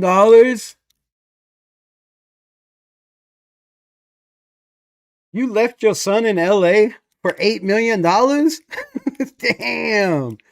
Your son's getting 2.5, bro. Obviously, he wants another ring. Obviously, it's about one thing for him, winning a title. But, bro, the Lakers could have played LeBron $8 million. You could have come back to the Lakers on a stacked team. A stacked team. You got a center and Kelsey and Kelsey. You got Austin Reeves. You got Luka. They have a dude Thero. They signed Chris Carr. His defense would have made this Laker team 100 times better. His veteran presence would have made us 100 times better. I am absolutely pissed. And I'm about to go burn every LeBron thing I have right now. Man, what a douchebag. What a douchebag. All the money you got from LA, and you couldn't have stayed one more year. One more year for $8 million. You couldn't have told Palenko, hey, sign whoever you gotta sign, and whatever's left over, bring me back. That's some bullshit, dude. That's some bullshit. That's some bullshit. Wow. All right, back to the show. Damn. Fernando is seasoned from winning. I'm confused, but we'll go with it. Fernando is the season from winning the NCAA championship. Kurt should be the backup. Start the rookie. You know, just because you win a title with a great team that was 7th in rushing, that was 10th in defense, that, you know, had an offensive line ranked in the top 15, that had 3 wide receivers that are NFL prospects, and you probably still got another one on the team. It's like, you know, was it all Mendoza? Was it all Mendoza? Look, I'm happy we got Mendoza. I wanted to trade back to start, but again, you know, when it is the scenario it is, they went and got Mendoza. And they're doing the right thing by playing him when he's ready. They have a plan. And whether it's Tom Palacero, whether it's Mike Florio, Mike Florio, Colin Cowherd, or anybody else, right? Mitchell Renz, right? Any of these people that believe that Fernando needs to start day one, you have a GOAT in the building that has 7 rings. And if that man says Fernando is not ready, there is not a person on the planet other than Jesus Christ himself that can convince me that Fernando Mendoza is ready. If the GOAT says he's not ready, he's not ready. Right? Now, if he is ready, then he'll get the green flag to put him out there. But is he better than Kirk Cousins right now at reading defenses, at changing plays at the line of scrimmage, at audible into the right play, right? Is he better at Kirk Cousins of finding the mic and which way they're gonna, you know, run their pass protection to? Is he better at Kirk Cousins than reading defenses who's been in the NFL for 25 years? I don't see that. I don't see that. I don't. The kid has a lot to learn, right? A lot to learn. Playing with your back to the to the defense and then finding the open guy is a lot different than standing in a shotgun and surveying the whole field and knowing where you're going with the ball before the ball is even snapped, right? Fernando Mendoza had a very solid, not great, right? Yes, he won a Heisman. But if he didn't win a national championship and they didn't go 17-0, would he have won the Heisman? My answer is no. I don't feel like he would have won the Heisman if they didn't win a national championship. I sure the hell don't feel like he would have won the Heisman for his body of work if they didn't go 16-0. Sorry, not 17-0. If they didn't go 16-0, right? Now, that could all be questioned. But to say from what he did in college, he deserves to be handed a job, I call bullshit on that, bro. I call bullshit on that, right? I don't feel like anybody should be handed a job. I sure the hell don't feel like Kirk Cousins should come in just because he's the veteran and knows the system and be labeled as the starting quarterback. There should be a competition, like they said, and the best man win, whether it's Jacob Clark, Aiden O'Connell, Fernando Mendoza, or Kirk Cousins. You play the best guy that gives you the best opportunity to win, no matter who that guy is. And I feel like sitting up here, I believe sitting up here, right, doing what I do, that anybody that does this is crazy to think that they know more than Tom Brady, that they know more than Clint Kubiak, that they know more than John Spytek. Right? I just don't feel like that's the case. You know more than Andrew Janocko. You know more than Mike McCoy that's worked with 1,000 rookie quarterbacks, right? I just don't feel like that's the case. I don't believe that is the case. So, yes, he has a, great accolades. He won every, award you could possibly win in college football. But so have a lot of other quarterbacks that turn out to be bust. First picks, second picks, 20th picks, first round picks in general, right? Look at Jared Goff. One of Mendoza's number one comps is Jared Goff. That dude went 0-7 as a starter, bro. 0-7 as a starter. And he didn't even come in until midway through the season. The last 7 games he played, he lost. And he sat on the bench. And he has been comped to Mendoza that most people say, oh, he's definitely like a Jared Goff. If that's the case, tells me I don't think so. Now Mendoza's smart. I get it. He also has athletics for his size, right? But you can't tell me that running the system that you ran in Indiana made you NFL ready, right? Carson Beck was NFL ready, in my opinion. Ty Simpson, a little bit more quarterback ready, NFL ready than Fernando Mendoza, just because the system he ran. So should you start Kurt? No. Should you start Mendoza? No. Should you start Aiden O'Connell? No. You should let the best man win. And if the Raiders fail to let the best quarterback play, then what are we doing here? What are we doing? What are we doing if the best guy is not on the field, no matter who it is? Right?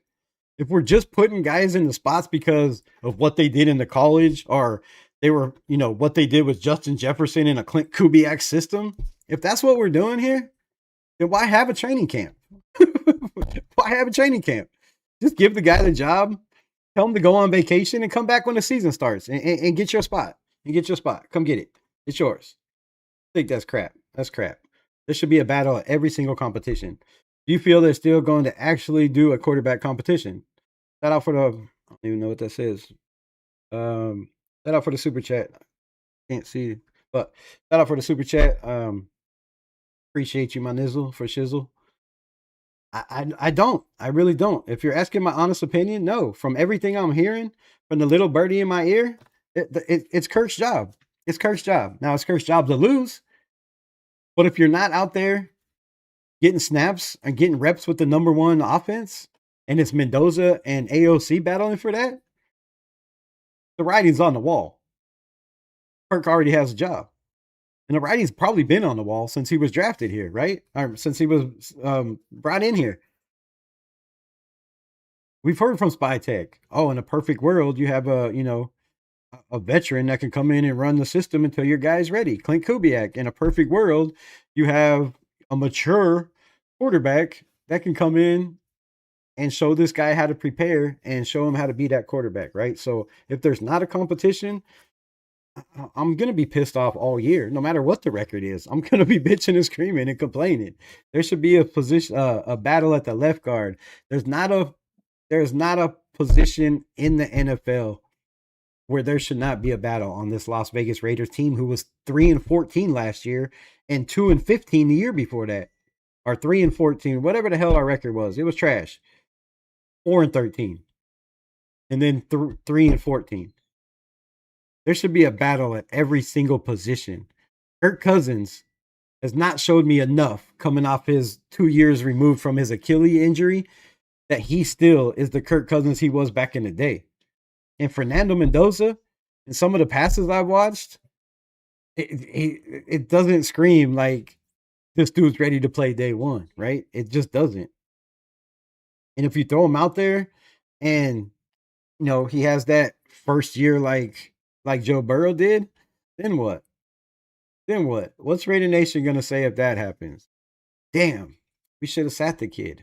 What if they throw him out there and he just throws interception after interception after interception after interception? Then what? We're gonna be screaming, "Oh, I was wrong bringing Kirk Cousins." I don't think that's the way you start the season. You start the season with the guy that gives you the best chance of win, no matter who that is. I feel like Kirk gets first team reps and will be the start, but if he ain't doing his job, I see a Drake May situation. And see, that's going to be harder than a Drake May situation because they had Jacoby Brissett over there, who is not nowhere, shape, or form a Kirk Cousins. His body of work in the NFL shows it's not what Kirk Cousins is. He's never made the amount of money Kirk Cousins has made, right? So I feel like it's harder for Mendoza to beat out Kirk Cousins. Drake May, he was probably better. I don't want to say that, but he was probably pretty close to Jacoby Brissett. Decision making better than Jacoby Brissett, because let's be honest, Jacoby Brissett's best season was last year, in my opinion, with the Cardinals. I mean, what do you have? 26 or 28 touchdowns with only like 8 interceptions. I mean, that's his best career record that I know of. So I feel like Drake May had a little bit easier road, right? They brought in, they knew he wasn't going to, Jacoby Brissett wasn't the guy. They already had a plan on moving on from him when they thought Drake May was ready. The Raiders don't seem like that's the case to me, Rosetown. They feel like, I believe that their plan is to play Kirk Cousins until they can't play Kirk Cousins. And I think that's a mistake, right? If he's not competing for the job, if he's not going out there and shredding this defense, which will more than likely be the second team defense. Look at who's on our second team defense. I mean, what is the defensive line he's going to be going against? Second team will probably be guys like Tonka Hemingway, JJ Pegues, right? Brendan Cleveland. Your corners will probably be guys like DeCamarion Richardson. You know what I mean? Like your safeties are going to be probably Dalton Johnson, right? If you're not out there carving up the second team defense, I don't see how you can make him a starter at the beginning of the season, right? And also, there's been a lot of talks from guys like Q Myers and guys like who else did I hear that from? Anyways, there's a couple of the guys that I've heard and seen on X talking about, Kirk Cousins probably won't even play the preseason. If that's the case, we failed. We failed. Now, I did a video with Mike Florio who said, the Raiders, if they don't start Mendoza day one, that they failed and it was a failed draft pick. Now, that's a crazy, outlandish take, right? But honestly, If you don't have Kirk Cousins playing in the preseason to see if he still has it, to see if his arm is, still half the arm it used to be, or is it a noodle arm like, you know, when Derek Carr was battling Matt Schaub for the job, right? Like the year before, the dude was throwing interception, interception, interception. Kirk Cousins did that same thing 2 years ago. Now, last year, he only had 5 interceptions and 10 touchdowns, but he only played in 7 games. The year before that, he was 18-17. I just have a problem with that. I have that same gut belief and feeling that I did with Geno. Everything has to be perfect for this guy to succeed. And if everything has to be perfect for a guy to succeed, it's never going to be perfect in the NFL. So you're probably not going to succeed, right? So just go with the youth. Go with the youth. But I just feel like Fernando Mendoza is not ready. There's too many things that he did not see in college, right? These defenses are going to be disguising defenses. You're going to see one look, and then when you snap the ball and roll out and turn around, you're going to be like, what the hell is this? Wait, what? Where did everybody go, right? Everybody's in different spots. That's a problem. That's a problem for young quarterbacks. No matter how smart and talented, he is or people feel he is. But most of the talk is it's Kirk Cousins' job for the year. They have no whatsoever intention on playing Fernando Mendoza unless he does something amazing. And I think that's a problem in itself, right? If you're asking me, I feel like that's a small problem in itself. Like I get it, you have a plan, and I love, having a plan like the A team, right? When a plan comes together, you love it. But do you really want to have a plan to sit your number one quarterback all year long if he's already showing flashes in the preseason that, okay, maybe he's a little bit better than we thought, right? Maybe he's a little farther along than we thought. But it doesn't matter because we have this plan and we're going to stick to this plan. I don't know. I don't agree with that. I don't like that whatsoever. But I agree with you. I think Kirk gets first team reps, but how many reps, right? How many reps in practice? Because we've heard ESPN say Fernando Mendoza has been rumored to get some sprinkled in first team reps. We've also heard Clint Kubiak and Spytek say everybody will get first team reps, right? All 3 quarterbacks will get first team reps because they want to see where they stand with these guys. If you're giving all 3 quarterbacks first team reps, really feel like it's hard to evaluate Kirk Cousins and what he can bring to this team this year, man. I really do. Agree with Rosetown. When Mendoza is ready, he is ready unless an injury happens. I feel that, Kenna. I feel that. But what if, right? Just say some scenario that he's not injured and he's just not what they thought he was going to be in camp. Then what do? Do you still go with Mendoza if he's not ready and he's not what you thought he was going to be in camp? What do you do then? What do you do then? Because I know we have 3 quarterbacks in the building, but there could be a scenario where none of them are what we think they are. There could be that scenario too. Um, like Bird from the Celtics, that is one bad man. Appreciate you, Faded Raider in the building. Raiders. Rosetown says, Kirk has that NFL experience and Mendoza doesn't. But Kirk is the perfect quarterback to learn from. People compared Mendoza to him. Yeah, I've seen some comps to Kirk Cousins, and I don't get that comp whatsoever, to be honest with you, Rosetown. I mean, you look at the height, right? He's bigger, he's thicker, he runs faster, he's way more athletic than Kirk Cousins has ever been in his life, and he has a stronger arm than Kirk Cousins ever has, I believe. I don't get the comparison.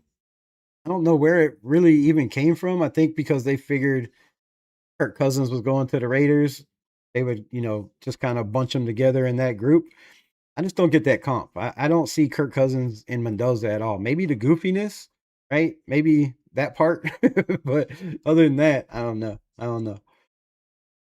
Yeah, the personality. Yeah, I get that.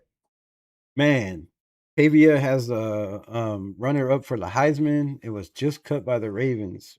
Ravens strike again. I heard somebody on X say, sources say Aiden O'Connell will be cut by the Las Vegas Raiders to bring in Diego Pavia. Have y'all heard that? And let me know how you think about that. Let me know in the comments. Do you feel it would be a smart move for the Las Vegas Raiders to let a veteran like Aiden O'Connell go?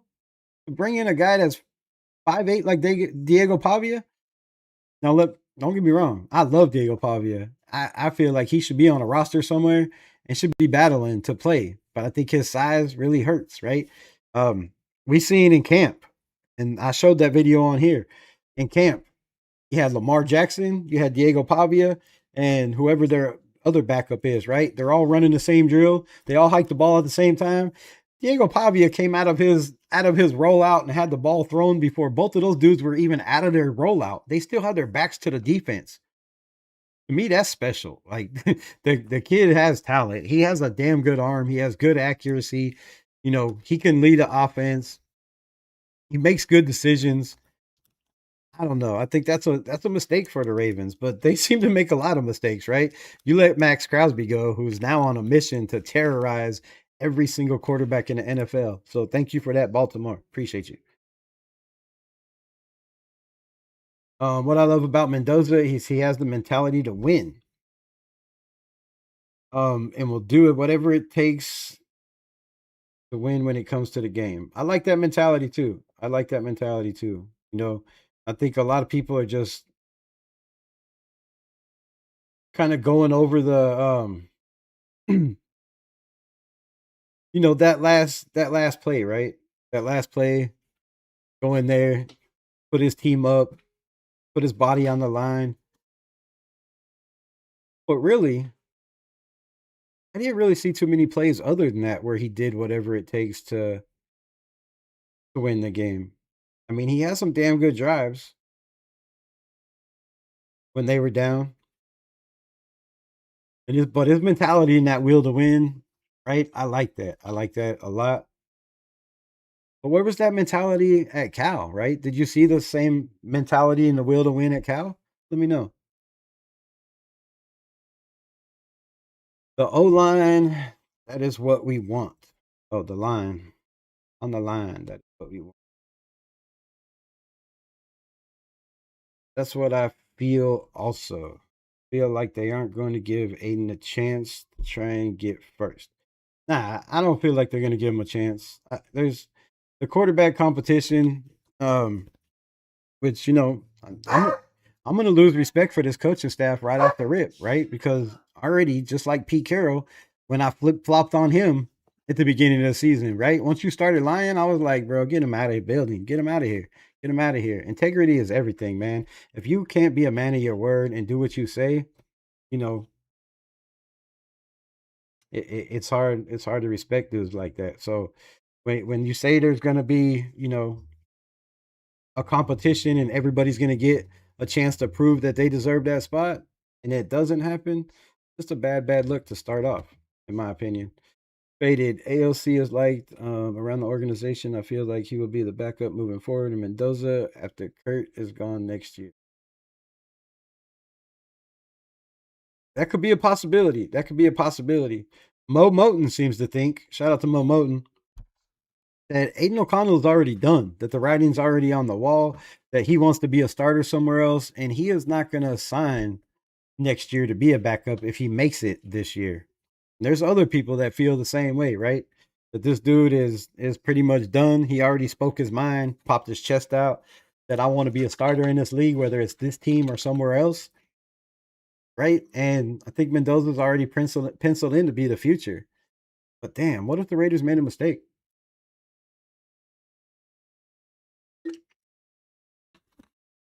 What if their future was already in the building and they went and spent a first round pick on a quarterback? that may or may not turn out to be what everybody thinks he is, right? I mean, it's a different league. The mentality is there. The work ethic seems to be there, right? Signetti said he's never seen a harder working player, you know, that he's coached. So the work ethic is there. The will to win is there. We'll see though. We'll see though. I'm gonna be livid if this young man or yeah, if Aiden O'Connell is not on this team and goes somewhere else and gets a chance to play and shows that he is him, man, he just our luck. But he's gonna have to show a lot. For one, he's gonna have to show that he's willing to take that backup role when he wants to be the starter. And I feel like every year he's been in the NFL, they say there's a competition, but we all know who was better. I mean, how many times do we hear this offseason beat reporters say if there was a play being made in the building, it was Aiden O'Connell throwing the football. If there was a touchdown being scored, if there was people yelling and screaming, it was more than likely Aiden O'Connell was the quarterback in. The kid had a damn good camp. Now, it wasn't great last year, but the year before that, we all heard the same thing, right? The kid can play. Just never got an opportunity. And when he did, whether he won or not, still wasn't the guy. And I think I really believe Aiden O'Connell, deep in his heart and his agent's heart, knows that's the case. No matter how good he is, no matter how much he does in this preseason, even if he looks better than both quarterbacks, I really just don't see him wanting to be here. I really don't. Because if he looks better than both quarterbacks and they don't play him, I feel like the kid moves on, right? Even if the Raiders want to keep him, I just don't see a scenario where he'd want to be here. And respectfully, I mean, why would he? Why would he? You proved you were better than Jimmy G. You almost took us to the playoffs that year, and they kicked the dirt on you, slammed the door in your face, and said, let's go with Gardner Minshew because he's making more money than you. And then when he didn't turn out, they threw Aiden O'Connell back in to win some games, and then he got hurt, and they threw another quarterback out there. And then they benched both of those and threw Aiden out there again. And then last year in camp, how many times did we hear Aiden O'Connell is carving up the defense? The number 2 quarterback going against the ones. Yes, our ones. He was carving up the defense while Geno was struggling against the second team. What happened? They went with Geno because of the money. I feel like it's the same scenario here. Every year, a coach comes in because we have a turnover every single year, and they bring their guys with them. And that guy is Kirk Cousins. So if he doesn't start, it's a miracle. It's a miracle. It's an absolute miracle.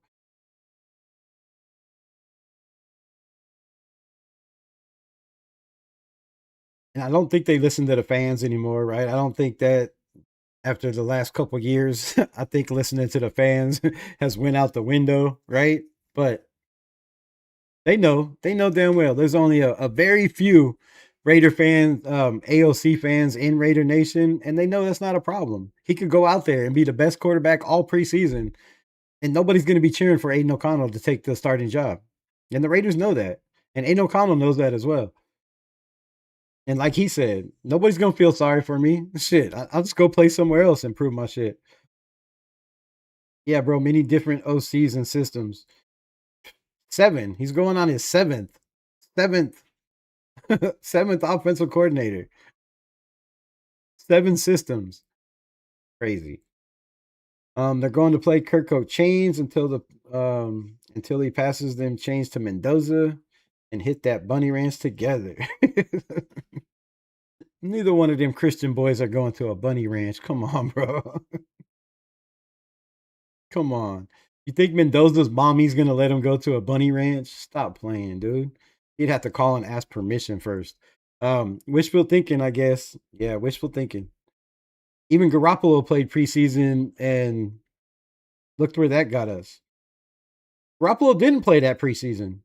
Garoppolo did not play that preseason. It was all Aiden O'Connell, I do believe. He was not ready. He was still out and wasn't even really practicing. He might have played a little bit, like a couple snaps. But Aiden O'Connell was what, 15 for 18 with 200 and 50 plus yards and a touchdown against the 49ers. Also the same thing against the Rams. So yeah, Aiden was the guy in preseason. He took almost all the reps. And there's a lot of people that feel like Aiden might take all the reps in this camp because they don't want to risk Mendoza getting hurt and they don't want to have a quarterback competition between the quarterbacks in the building. But we'll see. We will see. How does AOC fall into the lineup? He will be number 2. Will he be number 3? Bombs a lot. What's good, my brother? Appreciate you popping in. I've said it all year since day one. I feel they start the season with Mendoza, the emergency quarterback. That's just my take. Now, a lot of people don't like that, and they don't really like a lot of my takes, but they all seem to come into fruition, right? So I just don't see a scenario where you have Mendoza as your second team quarterback, unless you trade Aiden O'Connell. Now, if you trade Aiden O'Connell before the season starts, then it's obvious Mendoza's number 2. But I don't feel like the Raiders. I don't believe the Raiders put themselves in that position. It'd be asinine to me to put yourself in that position. You don't know what you have in Kirk Cousins. You don't know how long he can play for the year, right? I've heard the plan is for him to play all season, but you don't know if he can make it through a season. And if you plan on Cousins playing the whole season and he doesn't, and you got to throw Mendoza out there, what happens if they really don't believe he's not ready? Then what? Then you don't throw Mendoza out there and you go and sign a free agent? It's like none of the scenarios make sense. So to me, if I'm the Raiders, I'm going with Kirk Cousins or Aiden O'Connell, whoever wins that job. The other one's the backup. And you put Fernando Mendoza as the emergency quarterback. That way he's dressed, he's on the sideline, he's sitting next to Aiden O'Connell or Kirk Cousins, explaining the game, going over it, on the laptop. I think that's just the best way to go. That's just the best way to go. Personally, I like to see him number 2, even number 1. Let's get him a shot. I would like to see him play number 1 too. It just doesn't make sense. It just doesn't make sense to bring in outsiders on a team in a year that's a rebuild. Now I know everybody's hoping that we can relive that Jim Plunkett magic and that Rich Gannon magic, right? With John Gruden. Well, let me tell you something, man. This team ain't that team, man. This team's they got fire, man. You know what I'm saying? But yeah. So I don't know. I'd love to see AOC. I feel like the kid has done enough in his career to at least deserve the spot to show whether he is or he is not that guy, right? Raider Nation 510. Where do you find training camp highlights? You can check out Vegas Sports Today. You could check out who else? Your boy Q puts out some highlights. Sports Illustrated and Hondo put out highlights. Matt Warren puts out Sam Warren puts out highlights. Also the other Sam that I forget his name also put out highlights, but there's none out right now because the Raiders do not have any pads on until the 29th, right? Pads come on the 29th. Right now they're just out there in booty shorts doing the same thing, going over plays, doing installs, getting the rookies prepared. So there's not a lot of highlights to watch. Say that 3 times fast for the moment. But as soon as there are highlights, don't worry. I will be on here with all the highlights you need. Make sure you like, subscribe, because we will be busting them as soon as they start coming out. The veterans report on the 28th, and then the 29th, the pads come on, and I do believe media is allowed in the building. So that's when you will start getting some some of the media stuff. Also, Heidi, the hell's her name? I don't know. There's a lot, man. There's a lot of people that put the media out there. And as well, I don't know why I still have this damn thing up. Hold on. Yeah, let's do that. It was not my background, but it stayed up the whole time. You also have wrong one.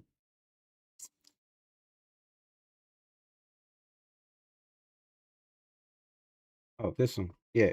All right. You also had these dates, right? September 2nd is when fans will be allowed. So if you're in Vegas, and you want your own content, I do believe all those are gone though. I think all the tickets are gone when I checked, except for the Allegiant Stadium one. So yeah, on the 2nd, 10:30, you also have Monday, August 3rd at 10:30 a.m., the 7th on a Friday at 10:30 a.m., Saturday on the 8th, and then Tuesday, the 11th, as they get ready for the Cardinals on the 13th. But yeah, man, whatever shit pops up, we will be showing it on here for sure. Here, if he's going to be number one, tell AOC to shave that damn mullet he got going on. Hell nah, bro. That mullet adds character, dog. You see that mustache and that mullet? He's starting to get his swag on, starting to come into his own, right? Anybody remember Devontae Adams in an interview in 2024 before the start of the season when he came back from missing 2 weeks because his wife had a baby, right? And they asked him about Aiden O'Connell. He said Aiden O'Connell has a huge, huge upside and ceiling. The kid can play ball. And when he figures out who he is, it's going to be scary for the NFL. Maybe Aiden O'Connell's starting to figure out who he is. And maybe it'll get scary for the NFL. I don't know. AOC is a better quarterback for me. I don't know. I would trade AOC for a pack of Newports and some backwoods. Your ass shouldn't be smoking backwoods or Newports. The hell you talking about? Shouldn't be smoking anything. I should block you for that, Lawrence. Can't block Lawrence. He's the OG in here. What you talking about? I have to kick you out for that. Lawrence about about a half-eaten sandwich. Shit. Y'all devaluing AOC. You know he's the best quarterback in the building right now. Don't even try it.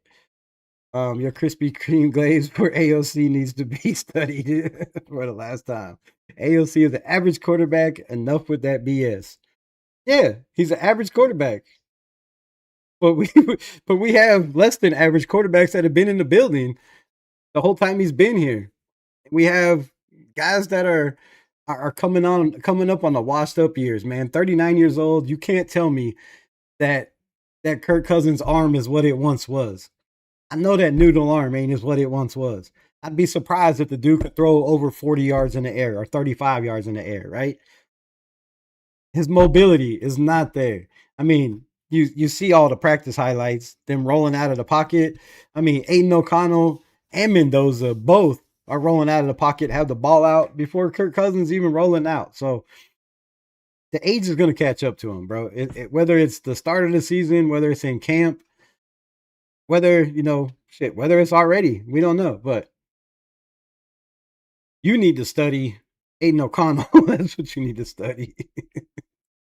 I feel the hype died with AOC once he was put to play against the Chargers and got devoured against Mac.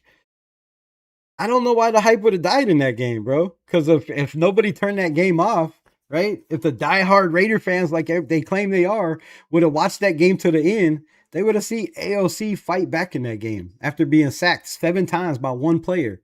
They would have seen AOC make play after play after play to bring us back in that game. And then had the game-winning drive. He just made one mistake at the goal line. And, one of the best safeties maybe in a long time. Definitely for the Chargers, right? Got the best of them and picked that off. And the victory celebration was over. But my guy of Rosetown, for somebody that just said you like the diehard mentality of Mendoza that will do anything that it takes to win, you don't see that in AOC? I mean, I've seen the dude get sacked, like you said, 7 times as a rookie and came back and battled and battled and battled and almost gave us a chance to win. Gave us a chance to win. He just messed it up, right? A dude that should be 3-1 against the Kansas City Chiefs. You know, we don't have a quarterback in the history of the Raiders that's 3-1 against Kansas City Chiefs. Just saying. We also don't have a quarterback in Raiders history that threw 4 touchdowns in the first half, other than Aiden O'Connell. But I feel like, yeah, maybe that, Mac game. But my statement about AOC has always been this. The people that don't like AOC hate him because we didn't get JD5, because he came in as a rookie and he actually won some games and gave us a chance to possibly be in that race until the last minute, right? I think that's the reason. That's my opinion. You're right. I thought he was 27th for some reason. AOC will figure it out as a backup in year 15 when his pinky heals for the 7th time. John Leon. What's good, my brother? He's only hurt his thumb, not his pinky, and his wrist, and his knee. We act like the dude's injury prone. And what else we got? What happened? Love AC, but damn, he's like got some damn moon boots on, Rev. But does he really? Does he really? He really? Hold up here. Hold up here. I have to always keep doing this. I always got to keep doing this. Let me see. Let me see. Let me see. Let me see. What do I got here? Where's my profile? Wow. Not my profile. This one. All right. So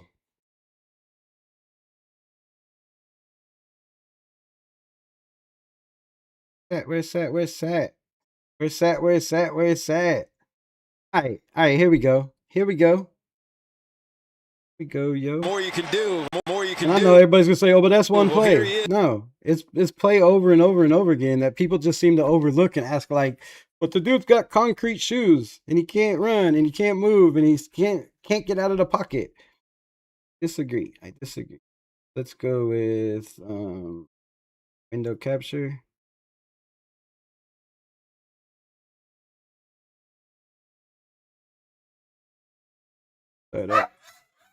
Good Lord, dog, that's loud. Jesus criminy.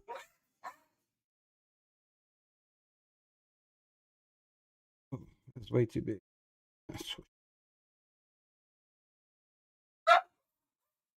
What the hell's coming home at 10 o'clock at night? All right, let me try to do this. Scan this up. Well, I like OBS so much better. Can actually move shit around.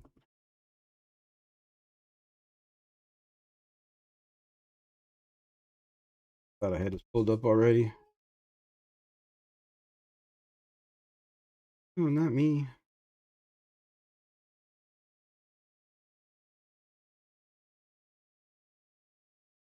All right, look at the concrete shoes from Aiden O'Connell. Let's make it bigger for y'all. I need to see me. And we will. Damn it. Damn it. Damn it. Damn it. All right. More you can do. Well, here he is. Oh, look at him concrete shoes. Look at him get away from the tackle. Look at him drop back. Throw. Oh, and it's a completion. A completion. Come on, man. Come on, man. Look at these moves. Concrete feet. Serious? Look. Where's he going to go? Doesn't have nothing. Doesn't have nothing. Doesn't panic. Completely gets away from the tackle. Almost runs into the referee and drops a dime. Drops a dime. A complete dime. Complete dime. I don't know if that was showing on my shit or not. But oh yeah, I see it. Come on, man. Come on, man. I think we exaggerate the AOC non-movement, right? You don't have to be fast to be a quarterback. But what you do need is to be able to get away from pressure, right? We seen that in the Jets game where he rolled out, escaped pressure, hit Michael Mayer for a touchdown, right? We've seen him escape plenty of plays. I seen him get away from a tackle where Chris Jones had his hand on him, and he got out of that play and made a play, right? This play right here, I mean, what about the Denver game? What about the Denver game when he's in the end zone? It is 34-18. The Raiders have no chance to come back. 2 minutes left on the clock, and they're running a play from their 1 yard line. And what do? They run a pass play. Aiden O'Connell avoids 3 pressures, rolls out just like that play to the left, and hits Jacoby Myers for one of the best passes and catches I've ever seen. So, I mean, agree to disagree. I'm not saying you're wrong, but I don't know, bro. I don't know. The kid's got movement. It's just not the movement that y'all are expecting. I think that's it. Never wanted Kirk, just another Jimmy G, Minshew, or Geno. I mean, I don't know about that. I feel like Kirk Cousins has had way better career than Jimmy G, Gardner Minshew, and Geno, but he's also had, you know, top wide receivers, top wide receivers. I mean, Stefon Diggs, you have Justin Jefferson, you have, I think Addison for 1 year, right? Then you go over to Drake London and Kyle Pitts. I mean, yeah, he's had way better receivers than a lot of those guys you mentioned. And his stats, his stats are good. Just don't feel like any of those stats matter for right now. Throwing motion is also off. He needed max protection. Throwing motion is off? Bro, he has one of the quickest releases in the NFL. If you look at the last 2 years, Aiden O'Connell is top four in time to throw. 2.66 seconds. And if we're going to talk about throwing motions, you don't think it's a problem for the people, and not you, but you don't think it's a problem for the people that want to start Mendoza day one, that every time he comes back and throws, he's patting the ball? You don't think that's a problem in the NFL? I believe that's why he's not starting day one, or they're not even going to let him start, because you're going to have to get that out of your head. Once you've been doing that your whole career, patting the ball, come on, man. When you're looking one way and they see you pat that ball, the safety's breaking, the linebacker's breaking, everybody's breaking that way. I feel like that's going to be a big problem for Mendoza, and that's the one thing he has to fix. If AOC walks, you bring back Nathan the high stakes Peterman back. I don't know who they bring back. I don't know who they bring back. I don't think it's Nathan Peterman. I don't know why he was here in the first place. I don't know, man. If AOC walks, I think the Raiders are in trouble, right? Because now you have to go spend money in free agency next year that you didn't plan on spending, right? I mean, he's making $3 million this year. What's he going to make? Something that you could sign him now for a $10 million contract and just get it over with. I'm sure he would take that money. But if he leaves, then you're going to have to go out and pay anywhere from 10 to 12 or 8 to $12 million for a backup and hope he has the chemistry that AOC has with Brock Bowers and Trey Tucker that, the guy's been throwing at the parks with in the off seasons, right? Like, I don't know. I feel like that if Aiden O'Connell walks, I feel like it hurts the team. And I know a lot of people don't think that Aiden shit and he doesn't matter to this team. But when if you have to go out and find another backup for a rookie, I mean, come on. You're going to spend all this camp and however long through the season with him, developing a chemistry with Mendoza. Mendoza has already talked about how Aiden O'Connell helps him a lot with questions. Having him and Kirk in a building is a big, plus for him. So I don't know who they bring back, but I know it's going to hurt us. I know. I already had that feeling. We all agree, though, AOC got to learn how to slide.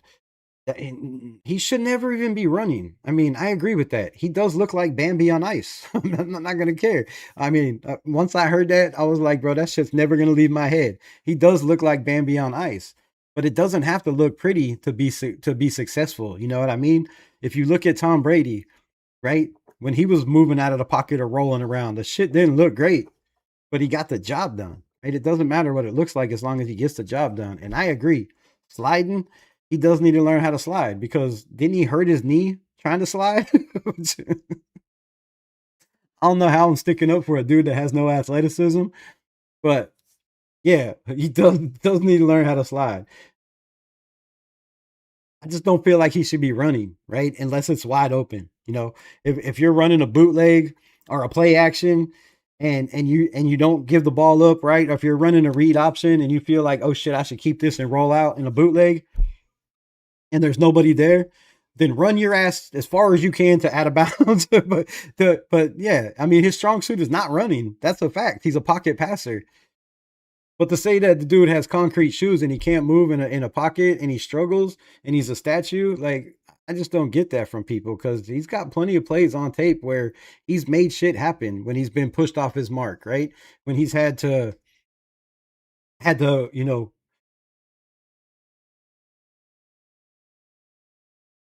make something happen. But yes, if he's in a position he has to slide, we already failed. We already failed as a team. Just let him stand in the pocket and throw the damn ball. If the pocket collapses, he can throw it out of bounds or do what he did in the last play I just showed. Make something happen. Make something happen. I feel like he can do that. Nobody says he's fast. Wait, what? Nobody says he's fast. Just need a good slide step. Right? That's all. Yeah, he's got that too. Like he moves in the pocket just fine. I've seen him avoid pressure. Now, when the ball's snapped and by the time you catch it, everybody's in your face. It's kind of hard to avoid pressure. Just like Dan Marino, Tom Brady, DC4. I'm not saying it's any of them. Slipping away for another second or two is nice, and that's all you need in the NFL. Thank you, Kenna. Thank you. That's a great comment, right? Great comment. That's all you need in the NFL. People think that the NFL is moving to these mobile guys. You have to be able to run around for 25 minutes in the backfield like Caleb Williams before you throw a play because you can't play on time or on rhythm, right? And for those teams, it works, but it didn't work in the playoffs. Y'all got beat, right? So how long will it work? I don't know. But teams are going to allow a quarterback like Patrick Mahomes and Caleb Williams and those guys to run around all they want. All they want. They're going to have a spy on them, right? As long as you're not getting or pressing the line of scrimmage and you're trying to gain yards, but as long as you're in the backfield running backwards, teams are going to allow that shit all day long. All day long. AOC has over Mendoza. He played under center. And that is what Mendoza needs to learn. AOC is a solid backup. If needed, a good starter. I agree. I agree. Oh, nobody's great though. That's what I get. I don't know why, because I feel like Aiden O'Connell should have been playing the last 3 years, that people feel like I'm saying he's the next, Tom Brady. And we don't know what he could have been if he got a chance to play, but you don't have to be great in the NFL. There's plenty of teams that have won Super Bowls with quarterbacks that weren't great. I mean, was Eli Manning great? he beat a 17-0 Patriots. I mean, Eli Manning was above average, but was he great? No, right? Was who else? Was Trent Dilfer a great quarterback? No, but he has a ring, right? Was Nick Foles a great quarterback? No, he's got a ring. Does Jalen Hurts a great quarterback? I don't believe so. I believe he's a little above average, but he's got a ring, right? Dan Marino was a great quarterback. Doesn't have a ring. So there's great quarterbacks that don't have rings, and then there's average quarterbacks that do. So you don't have to be great in this league. You just have to be average or above average. And I've showed these stats before, Rosetown, and I don't know if you were in the building, but if you look at next gen stats, right, they have a chart. Got a chart, and it shows everybody's percentage. Aiden O'Connell is elite on 3 of those charts. From 20 yards or more on the left side of the field, the league average is 85%. Aiden O'Connell is 127. 127. That's almost 40 points above average. Now, if you drop one step down below that, 10 to 15, 10 to 20 yards, he's a 97. League average is 85, above average, right? If you go to the right side of the field from 10 to 20 yards, he's like a 93 on that too. League average is 83%. So when you have a quarterback that has elite numbers in 3 categories in passing, look at Kirk Cousins' chart. There's nothing elite about it. In any year, you can look at every year. No elite numbers. Sometimes you're just a good quarterback on a shitty team with bad coaching, and you get overlooked. It happens. Not saying he's great, but not saying he's doesn't have a chance to be either. I'm hoping he's the next Tom Brady. That would be great, because then he'd be the minority owner soon.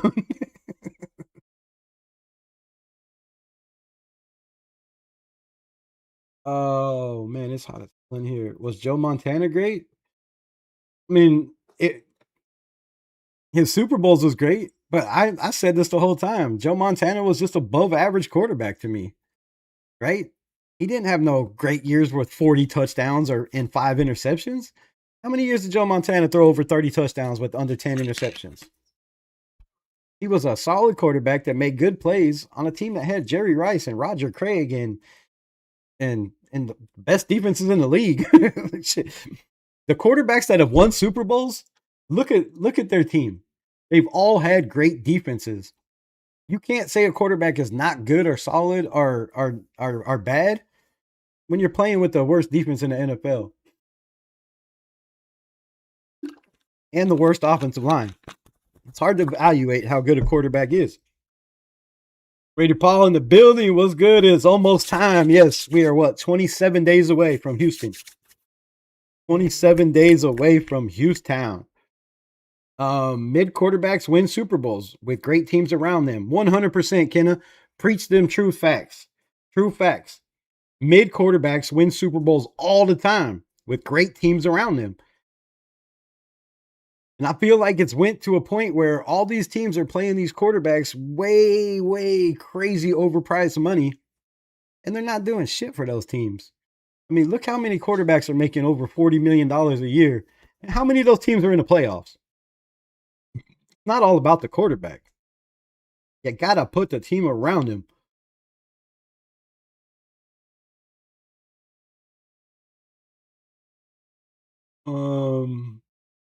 He was born before my time. You can go back and watch film. Houston, take over. Yes. We're going to take over Houston. It's going to be fun. How did my AC go off and not come back on? Nice. I just remember my mom talking about Joe playing for the 49ers. Nice. The game was different back then, 90s and earlier. 100%. It was totally different. Totally different. All right, man. I'm gonna get off here, but before I do, I have to pull this up. Window capture. Capture. Why isn't it up? All right, hold on. All right, now I can do it. One more time. Oh man. So this is our boy. Wait, what the hell happened? What's going on with my damn shit?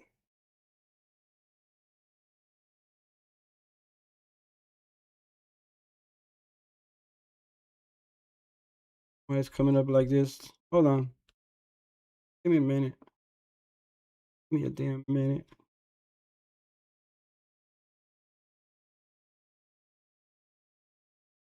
You don't have to see the whole damn screen. That should be good enough.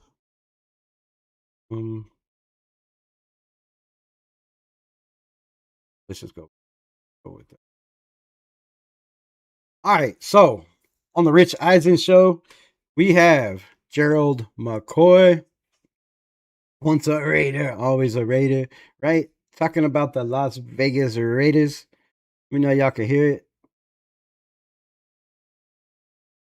Well, once a Raider, always a Raider. I'm I always going understand to that. support the Raiders. I get it. You know, and if I'm them, I take what they have and I really look at, is it necessary to throw Mendoza out there right now? Wait, what? A lot of people say, just throw him out there, you know, throw him in the fire.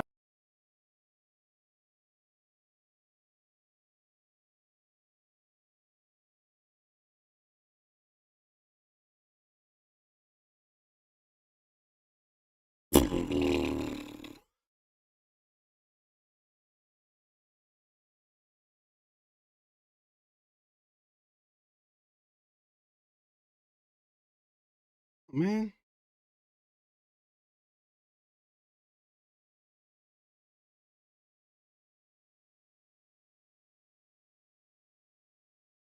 All right, I'm about to do this differently. Hold on. Not gonna work on that one. Apologize.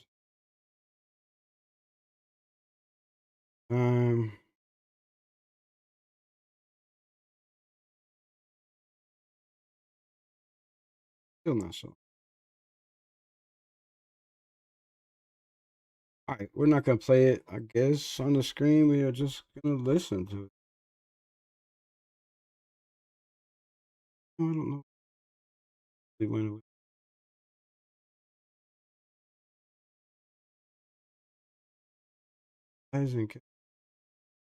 Fuck. All right, there we go. Use my language. Appreciate y'all in the building. All right, let's get it.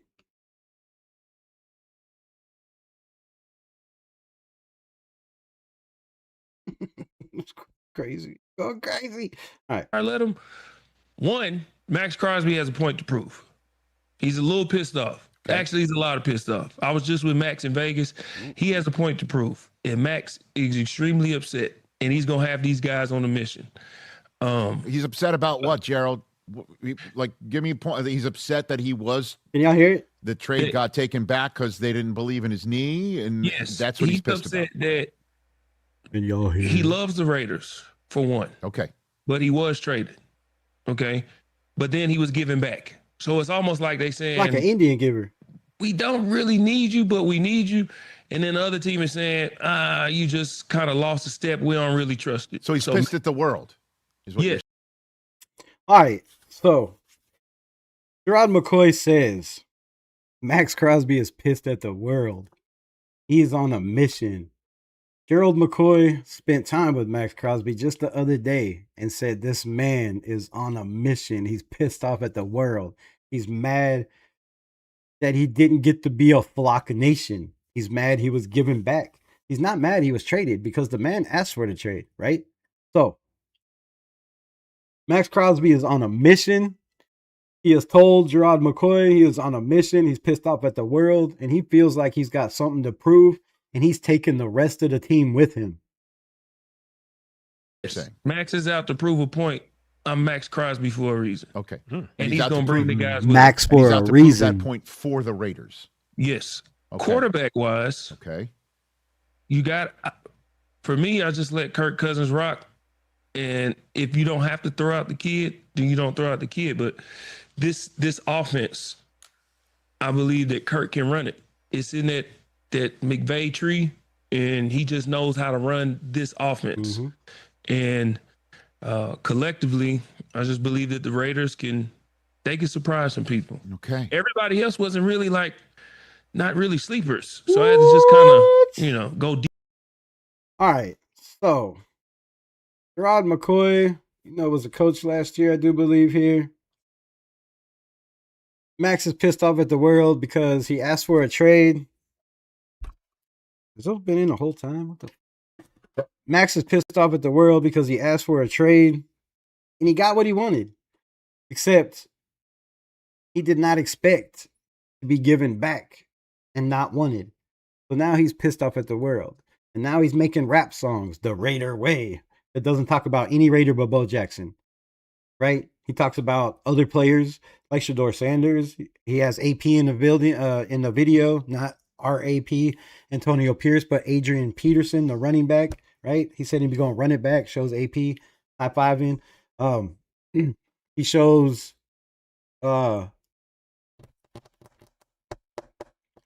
the damn basketball player, James Harden, right? Doesn't talk about no Raiders. He made a song called The Raider Way, doesn't say shit about this organization. I don't know. But Crosby could be pissed at the whole world. Why did it take all this time to prove a point? I don't know, man. I get that. I get that. You could be mad at the whole world and but a dangerous Maxx Crosby is good for Raider Nation, right? I don't have to cheer for the dude. I don't have to buy his music, right? I still have one of his jerseys. I don't have to have that jersey. I don't have to wear it. But he's a Raider. He's a Raider. And as long as he's a Raider, I'm going to root for this team and whoever's on it, right? Whether I like them or not, right? There's a lot of players on this team that I've been on this team that I did not like. I just didn't fit. And it turns out I was right. They didn't fit. And they screwed the team up and it cost us. And then they're gone, right? Cost us millions of dollars and for teams to come around and get their bag. And it seems like everybody takes advantage of Mark Davis and they come and they try to get their bag and then they go, right? And I'm tired of that. So, but as long as he's a Raider, whether he wants to be a Raider, whether he wanted to be traded, none of that really matters. The only thing that matters is he said Flock Nation, and I will never forget that. But as long as you're wearing silver and black, I'm going to root for you. And especially I'm going to root for you if you're making plays and us winning. But I guarantee you, it's not going to be as nice if you ain't. If you don't make it through the season, bro, it's going to be bad over here. It's going to be bad. So yeah, that's my thing, right? You got guys, I don't know. But Maxx is on the mission. Maxx is pissed. But the biggest question is, right? He mentioned the other day in his podcast, and yes, I watched it. Actually, I didn't watch it. I just clicked through like for 2 minutes. I can't even watch this podcast anymore. It just kind of annoys me, right? I don't know. Ever since the last 2 contracts ago, I think Maxx just changed. He got that money and he just became a different person to me. I don't know. Always talking about being great. Not talking about bringing his teammates with him, right? Worried about that damn gold jacket, being a Hall of Famer, being the greatest to ever do it. I just don't think you have a goal that's achievable, right? I mean, you got a long ways to go to catch up to Myles Garrett. You got a long ways to go to catch up to guys like Lawrence Taylor. You got a long ways to go to get in any kind of group of any of these greats. Reggie White, like, I don't know. So maybe, just maybe this will piss him off and he'll stop focusing on himself and focus on his team and bringing the team with him. And I think we'll have a damn good team. No one can say Maxx hasn't had nothing less than 100% on every play. I could say that. And I'll show you the videos where he hasn't. I can say that. Like his motor, yes, he does go 100 miles an hour, right? But I've also seen times where he was out there pissed off when he comes to the sideline yelling and screaming, and then he goes out there and doesn't do shit, right? You're yelling and screaming at other players, but you don't do shit. I seen him play last year that they highlighted because Maxx Crosby was on one leg, but the play showed him chasing down a running back that nobody got, right? But what it doesn't show at the beginning of the play is how once the running play went behind him, he was doing this until he realized, oh shit, nobody else is going to tackle this dude. And then he went and caught him and tackled him. So bravo for that. But, I don't know. I think the talk for Maxx, you could say Maxx is the greatest thing to ever play, but you can't talk about other players and what they did on the team. I mean, Devin White, 170 tackles, broke the Raiders tackle record. Yes, he got beat in pass coverage, but so does Maxx Crosby in pass coverage, right? You don't put Maxx Crosby in pass coverage, right? So I don't know. I feel like the dude has been overhyped his whole career. I mean, yes, he's had a great career. Yes, he's solid. But the greatest, top 4 or 5, I mean, now, maybe 3 years ago he was top 5. I just don't see it being top 5 now. I think players have surpassed that, in my opinion. But no hate on Maxx. You made your bed. You got to lie in it. You did your video. You had that big ass shitting grin. You said Flock Nation and basically the big FU to Raider Nation. And then you had to come crawling back, right? And if you didn't crawl back, bullshit, you didn't crawl back because you was happy to be gone. Happy to be gone. How many downs sometimes on the edge, drops in coverage, Rosetown, and he can't cover? Many. It looks like what? If you look at the Raiders, Coach Kubiak, he runs a system that doesn't require a quarterback to run around a pocket. Passers what he needs. That's why AOC should do well in this system. I agree with that. Bombs a lot. I agree with that to a certain extent, right? Because if you look at Kubiak's, they do run a lot of play action, and play action involves turning your back to the defense, right? It involves, faking handoff and rolling out and throwing on the run. But I think AOC excels at throwing on the run more than people give him credit for. If you pull up his next gen stats, it'll show you each position, throwing on the run, throwing out of the pocket, throwing with pressure in your face, right? And most of his yards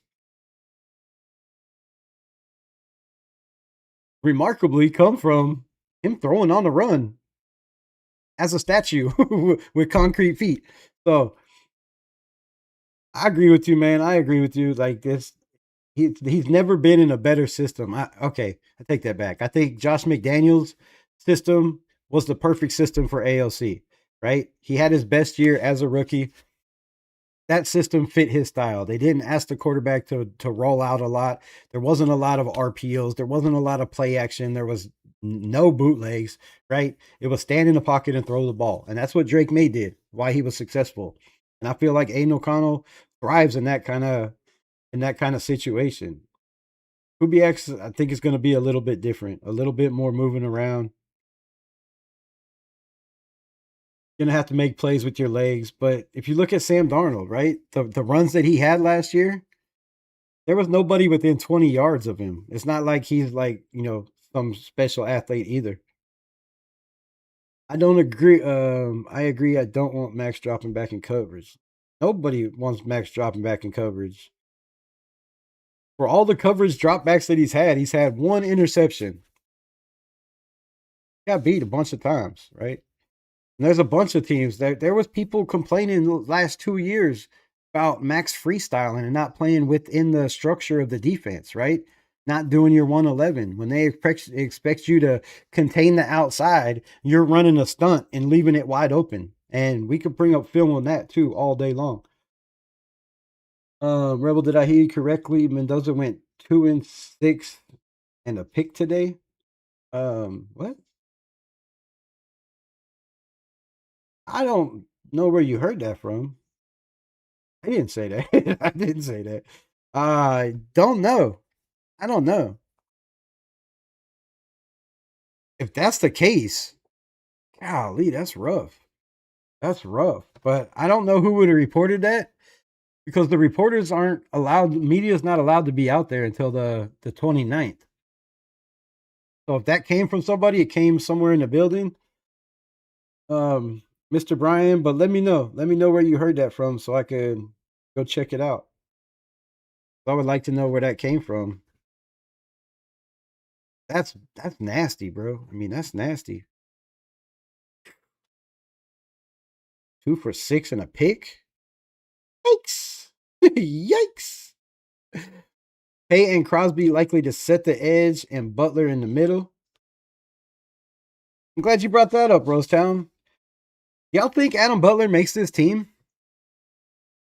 Y'all feel like Adam Butler makes this team? Let me know in the comments. Do you think he's guaranteed a spot?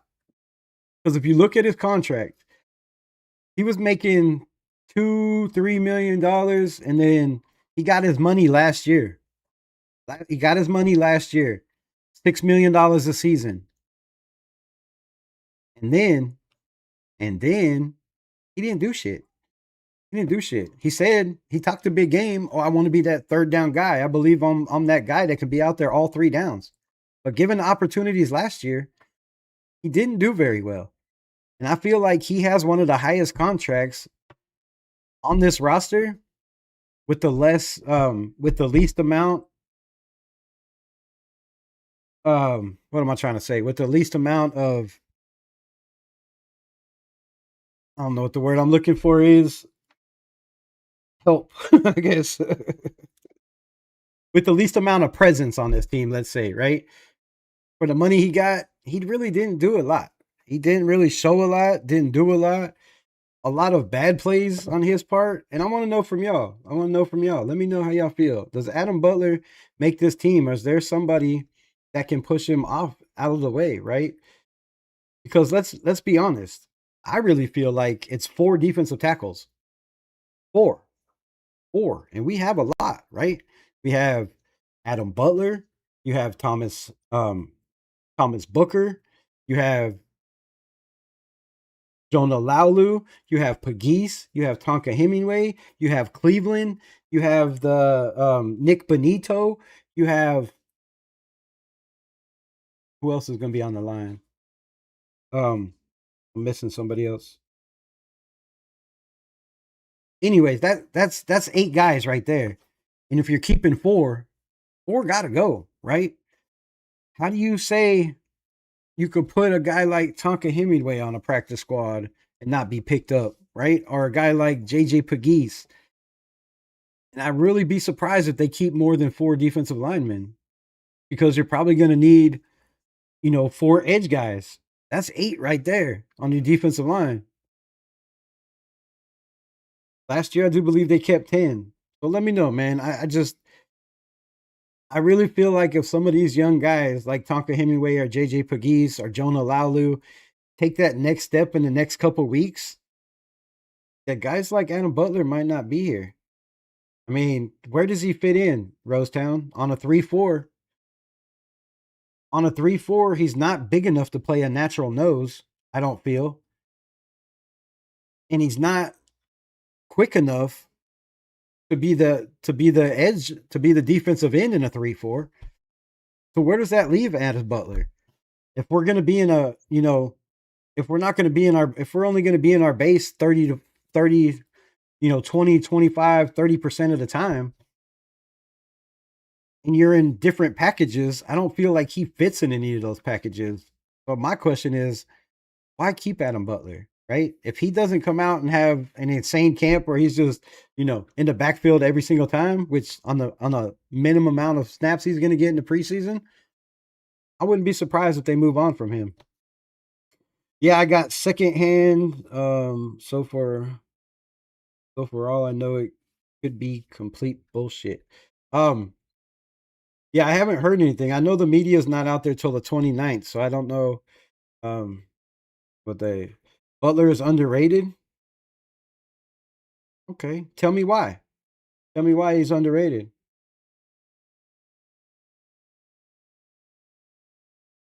Let me know. 100%. I have no clue who that is. LOL. My name. Oh, name me a better DT than Adam Butler. There is not one at the moment. What do you mean? What do you mean? Thomas Booker, for one, way stronger, way more explosive, way quicker. Jonah Laulu had had 4 sacks. I think Adam Butler had 4 as well, or 5, but he didn't have a lot, and he didn't have a lot of pressures. Jonah Laulu had more pressures in less time. Tonka Hemingway had 4 in 5 games, right? He showed that he can be better. Adam Butler really hasn't done much for us in the last 2 years. He did absolutely nothing. The year before, he was that 3rd down guy or the 1st and 2nd down guy on rundowns. He's good at stopping the run. He can get penetration in the backfield, but he doesn't chase down running backs, right? He's not gonna chase them down more than 5 yards. He hits them at the line. He had back problems last year, and I believe he's like 33 years old or 32. How old is Adam Butler? Hey Siri, how old is the Raiders' Adam Butler?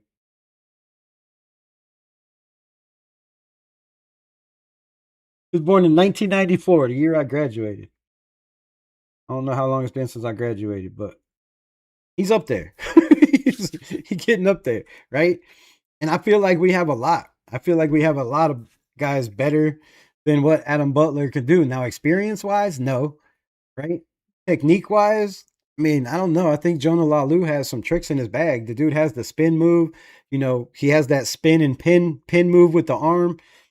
He has a good swipe. He has very, very powerful hands. I don't know. I feel like a lot of these guys could be better than Adam Butler, and especially in this system where it's going to be get to the quarterback, get to the quarterback, get to the quarterback, right? Rap in the building. What's good, El Capitan? Appreciate you, my brother. Adam Butler is staying. Houston from A. What's good, my guy? What's good? Adam Butler staying. Everybody thinks Adam Butler staying. All right. What I'm mad about is freaking Wilkins not playing out. Planning out. Yeah, because he's a damn good player, man, and he would have helped this team. I mean, just in the first 2 games he played, he showed that he was helping the team make a big difference. But I'm more pissed off the fact that he couldn't control himself in a locker room with a bunch of dudes, and we had to pay him all that money that we're not getting back yet. Like, that's what's pissing me off. I mean, it would have been great if he panned out, but since he's not, can we get the damn money, right? Because I don't see how, if he was at fault, the Raiders have to pay him for that, $32 million he's trying to get. Even if we got half of that back, that's 2 more guys that we could go sign this offseason. And I'm more pissed off that they're just dragging this shit out, and it's taken, over a year already, which we knew it was going to be somewhere around that, a year and a half. But how long does it actually take, man, to do your review and make it work? So that's hurting us a lot. That's a lot of money that came off our books this year that we just can't afford to get rid of. Nick Benito. Oh, not that Benito. What the hell is his name? Now you got me wanting to pull up the roster. Hold on.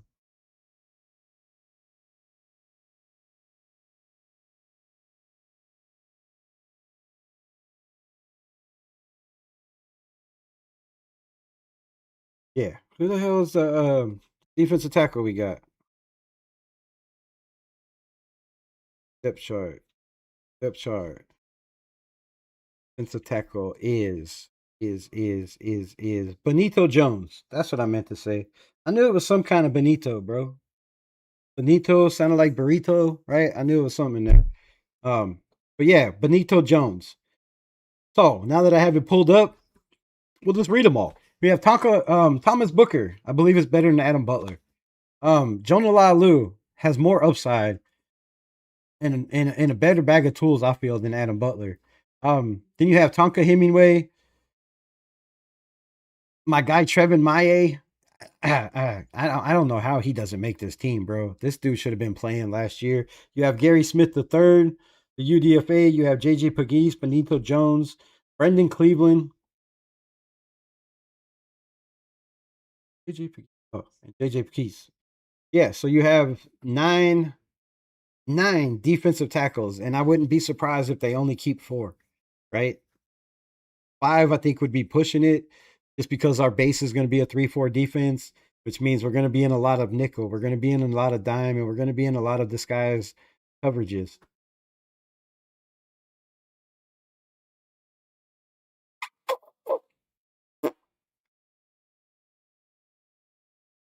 Damn, ESPN's shit is crazy. We'll have to go over this tomorrow. How long I've been on here? Way too long. But yeah, I feel like there's, I don't know. I don't know. Adam Butler did not impress me last year. He didn't impress me much the year before. The year before that, I was screaming, re-sign Adam Butler, make him a 3-down guy. And then last year happened. I don't know. He got his bag and he disappeared. It seems to happen for a lot of Raiders players, right? They get their money and they disappear. I hope that doesn't happen to Fernando Mendoza, who, by the way, is signed for $57.27 million, and he's going to get guaranteed all of that.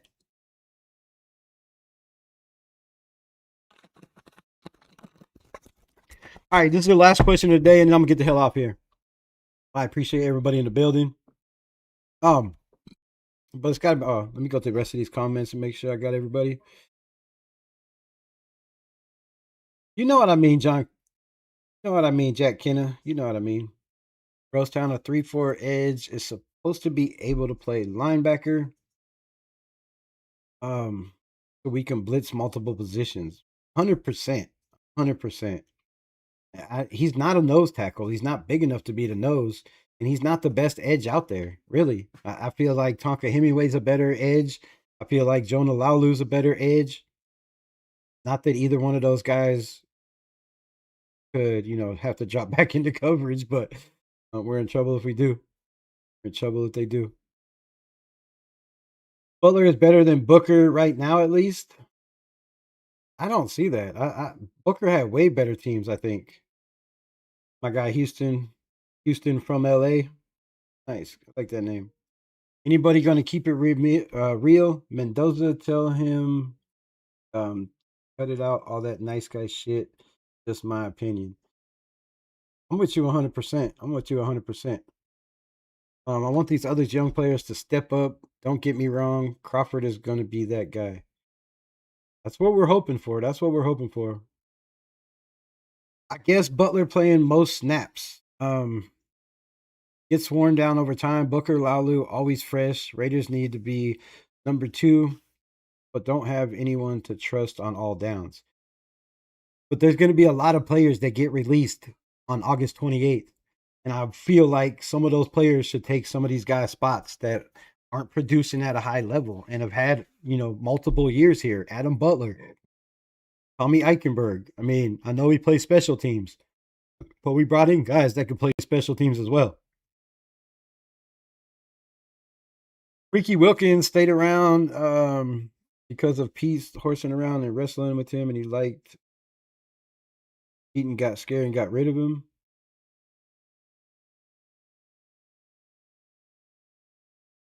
Here last year. What do you think about our new DC? Happy we have confidence in him, especially because he's doing his own thing. I feel like Robbie Leonard's going to be one of them ones in this league. He's been in the league 16 years.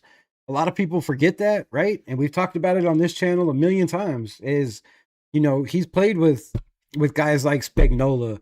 He's played with guys like Brian Flores, right? He played with Patrick Graham. He's played with Mike McDonald, right? Or not played with. He coached with these guys. He's been coached, was a coach or assistant coach in the building of all the pre-named names I mentioned. So he brings that. Then he also brings that attitude, that Raider attitude, right?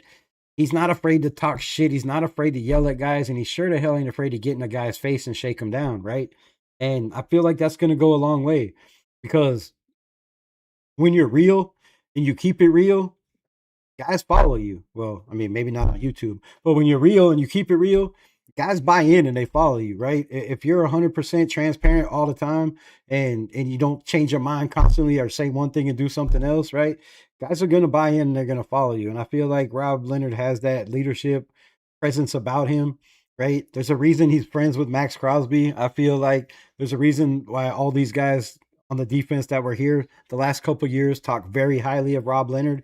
And then the coaches that he's been around talk very highly of him as well. So I feel like it's nice for him to do his thing. Go Donkeys. What? And he's gonna blitz a lot, right? He's gonna blitz a lot. He's gonna put this defense in the right position to succeed. And he's not gonna be a guy that I feel like is gonna have favoritism, right? I feel like Rob Leonard shows me that character of a dude that, look, if you ain't the best guy out there, you ain't going to be out there, right? He said a million times, I don't care about technique. I don't care about being perfect. I care about guys knowing their job so they can play fast. And if you can't play fast, Adam Butler, you might not be here. You might not be here. Honestly, I'm on my own boat. Lackey Tassie 3-4. Only after 0 tech and 1 tech. Yeah, you're not on your own boat with that, Kenna. I would love to see Lackey Tassie in the 3-4. When we're in a 3-4 defense, be that nose guy. If you're telling me you have Lackey Tassie with Thomas Booker and whoever, Jonah Laulu, JJ Pegues, Tonka Hemingway, if you're telling me that's my front 3, and then I have Malcolm Kuntz and Maxx Crosby on the other end, shit, I'm good with that all day. I'm good with that all day. Yeah, Wilkins left before the season started. He got freaky, and Pete didn't want to compete with that. Yeah, I still want to know what happened in the building, because it seems kind of funny to me that once the whole Wilkins thing came out, JPJ kind of got shuffled around, right?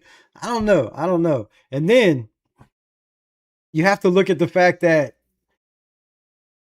when Christian Wilkins was doing his little recording, right? When he came out doing that recording, stretching or whatever, it was Alec Bachman that was recording that video.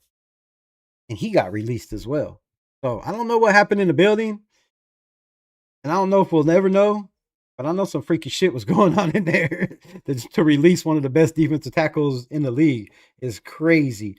Yeah, 6'6", 373 pounds, fast, athletic, and very strong. Lackey Tassie, I don't know if it's this year, but he's going to be a problem in the NFL. He's going to be a problem. And if he doesn't get it together this year, he might not ever be a problem. Because I don't know how long it takes to learn a defensive line position, right? There's not too much you got to know. Now, I know last year they put him on the offense, which kind of hindered his growth at the defensive tackle spot or defensive line spot. But now he's back on the defense where he belongs. Now he can see ball, get ball, right? And that's what he did in rugby. That's what you do in rugby. You see ball, get ball. You're constantly going forward. You don't have guys hiking the ball and running around trying to make plays. They snap the ball and they go forward. So he knows how to go forward and see ball, get ball. And I feel like he could be very special piece to this defense if he could just be that guy to show he deserves to get some reps and be out there. I mean, that size, that wingspan, you're not moving a guy that's 370. I don't care how strong you are, right? Centers are going to have a problem moving that dude off his mark. Yeah, Wilkins left before the season. I got that one. Move so fast. Thanks for trying not to be politically correct in that opinion. Thought I was the only one. No. Appreciate that. Kisses. You blowing smoochies, Kenna? I don't know who you're blowing kisses to, Kenna, but that's some freaky. Kenna, you and Wilkins question. That's funny. Imagine having to play Minnesota, Takatsi, and Lackey Tassie. Imagine having both those dudes on your line. Holy shit.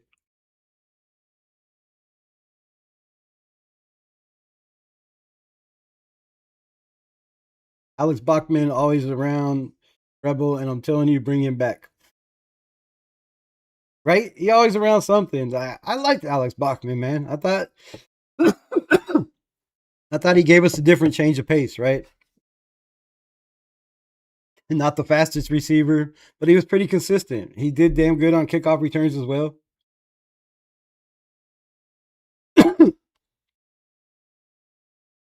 All right, man. I've been on here for a long ass time. I am sweating. I need to go turn my air on. I am dying over here, but I appreciate everybody rocking. I appreciate all the mods in the building. I appreciate all y'all showing up and rocking. You got blinker? One don't blink. But it goes for a minute. And I will try. What you gonna do for me? All right, I'll try. It's blinking. All right. I'm gonna die.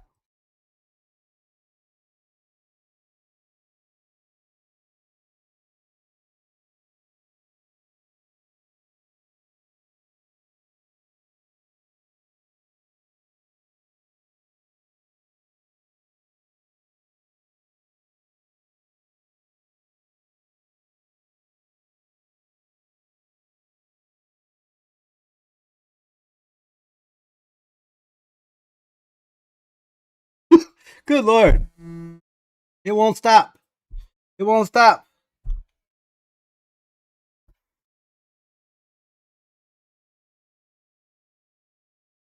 All right, it's done. Good Lord. It's been a minute since I did one of those. I don't have a pen with me no more. I stopped smoking those because they was giving me headaches. Wilkins did ass grab in games. Man, he ass grabbed. He grabbed some people's nuts. He was a freak, bro. He was definitely a freak. And when Adam Butler came out and said, You know, if you can't handle your issues, right? If you have problems, you should seek help. And I think that said it all for me, right? You have problems, seek help. But shout out to everybody in the building. Shout out to Rock with me. And I'm gonna leave y'all with this, man. Let me know in the comments after the live, or if you watch this on the replay. Shout out to everybody that watches the replay. The whole 10 of y'all. I appreciate every single one of y'all. But let me know in the comments. I'm gonna ask you this. As a Raider fan, does it not irritate you? Let me say this. When has the ESPYs, ESPN's personal awards, become bigger than the Raiders Nation and the Shield? When has the ESPYs become bigger than walking out on stage and getting your jersey as the first overall pick in the 2026 NFL Draft? Since when has a soccer game been more important than walking out on stage and receiving your jersey so Raider Nation could yell and scream and cheer for the fact that we finally have our franchise quarterback? Since when has a first round quarterback been bigger than the Shield? Now I know his mom has issues, but I find it, for me, disrespectful as a fan that I didn't get to see my quarterback drafted number 1 walk out and hold his number 1 jersey to Roger Goodell because his mom couldn't make it. But his mom could make it to the ESPY Awards. To the ESPY Awards. I don't understand that. You could go to soccer games, you can go to the ESPYs, but it was too hard for your son to show up, to your son to walk out on stage, hug the commish, hold up his jersey. Raider Nation that paid, a lot of them paid lots and lots of money to be there. I don't know. To me, that hits different, bro. That pisses me off. And I get it. You know, you love your mom and all that, but how could she go to the ESPYs but not the biggest day of your life? I don't know. Let me know how y'all feel about that. Wilkins was trying to show the Niners he has what it takes. Let's go, Manuel. Let's go. I love it. Nice. Good thing Wilkins left before we got Mendoza in the building. Oh yeah, that virgin would have not. That would have not been good. Would have not been good, man. Not been good. Nothing bigger than what? Nothing bigger than being a Raider in my mind. I mean, but not in some people's mind, right? Not in some people's mind. I guess the ESPY Award is bigger than walking out on stage and receiving the jersey from the goal you accomplished since you was a little kid and accomplished your dreams. I guess the ESPYs is bigger than that. And for that, that's all I got to say. Appreciate all of y'all. Shout out to all of y'all. Protect yourself, your mind, your family, your loved ones. Always hold a commitment to excellence to yourself and the people you roll with. Stay blessed. Much love. Raider.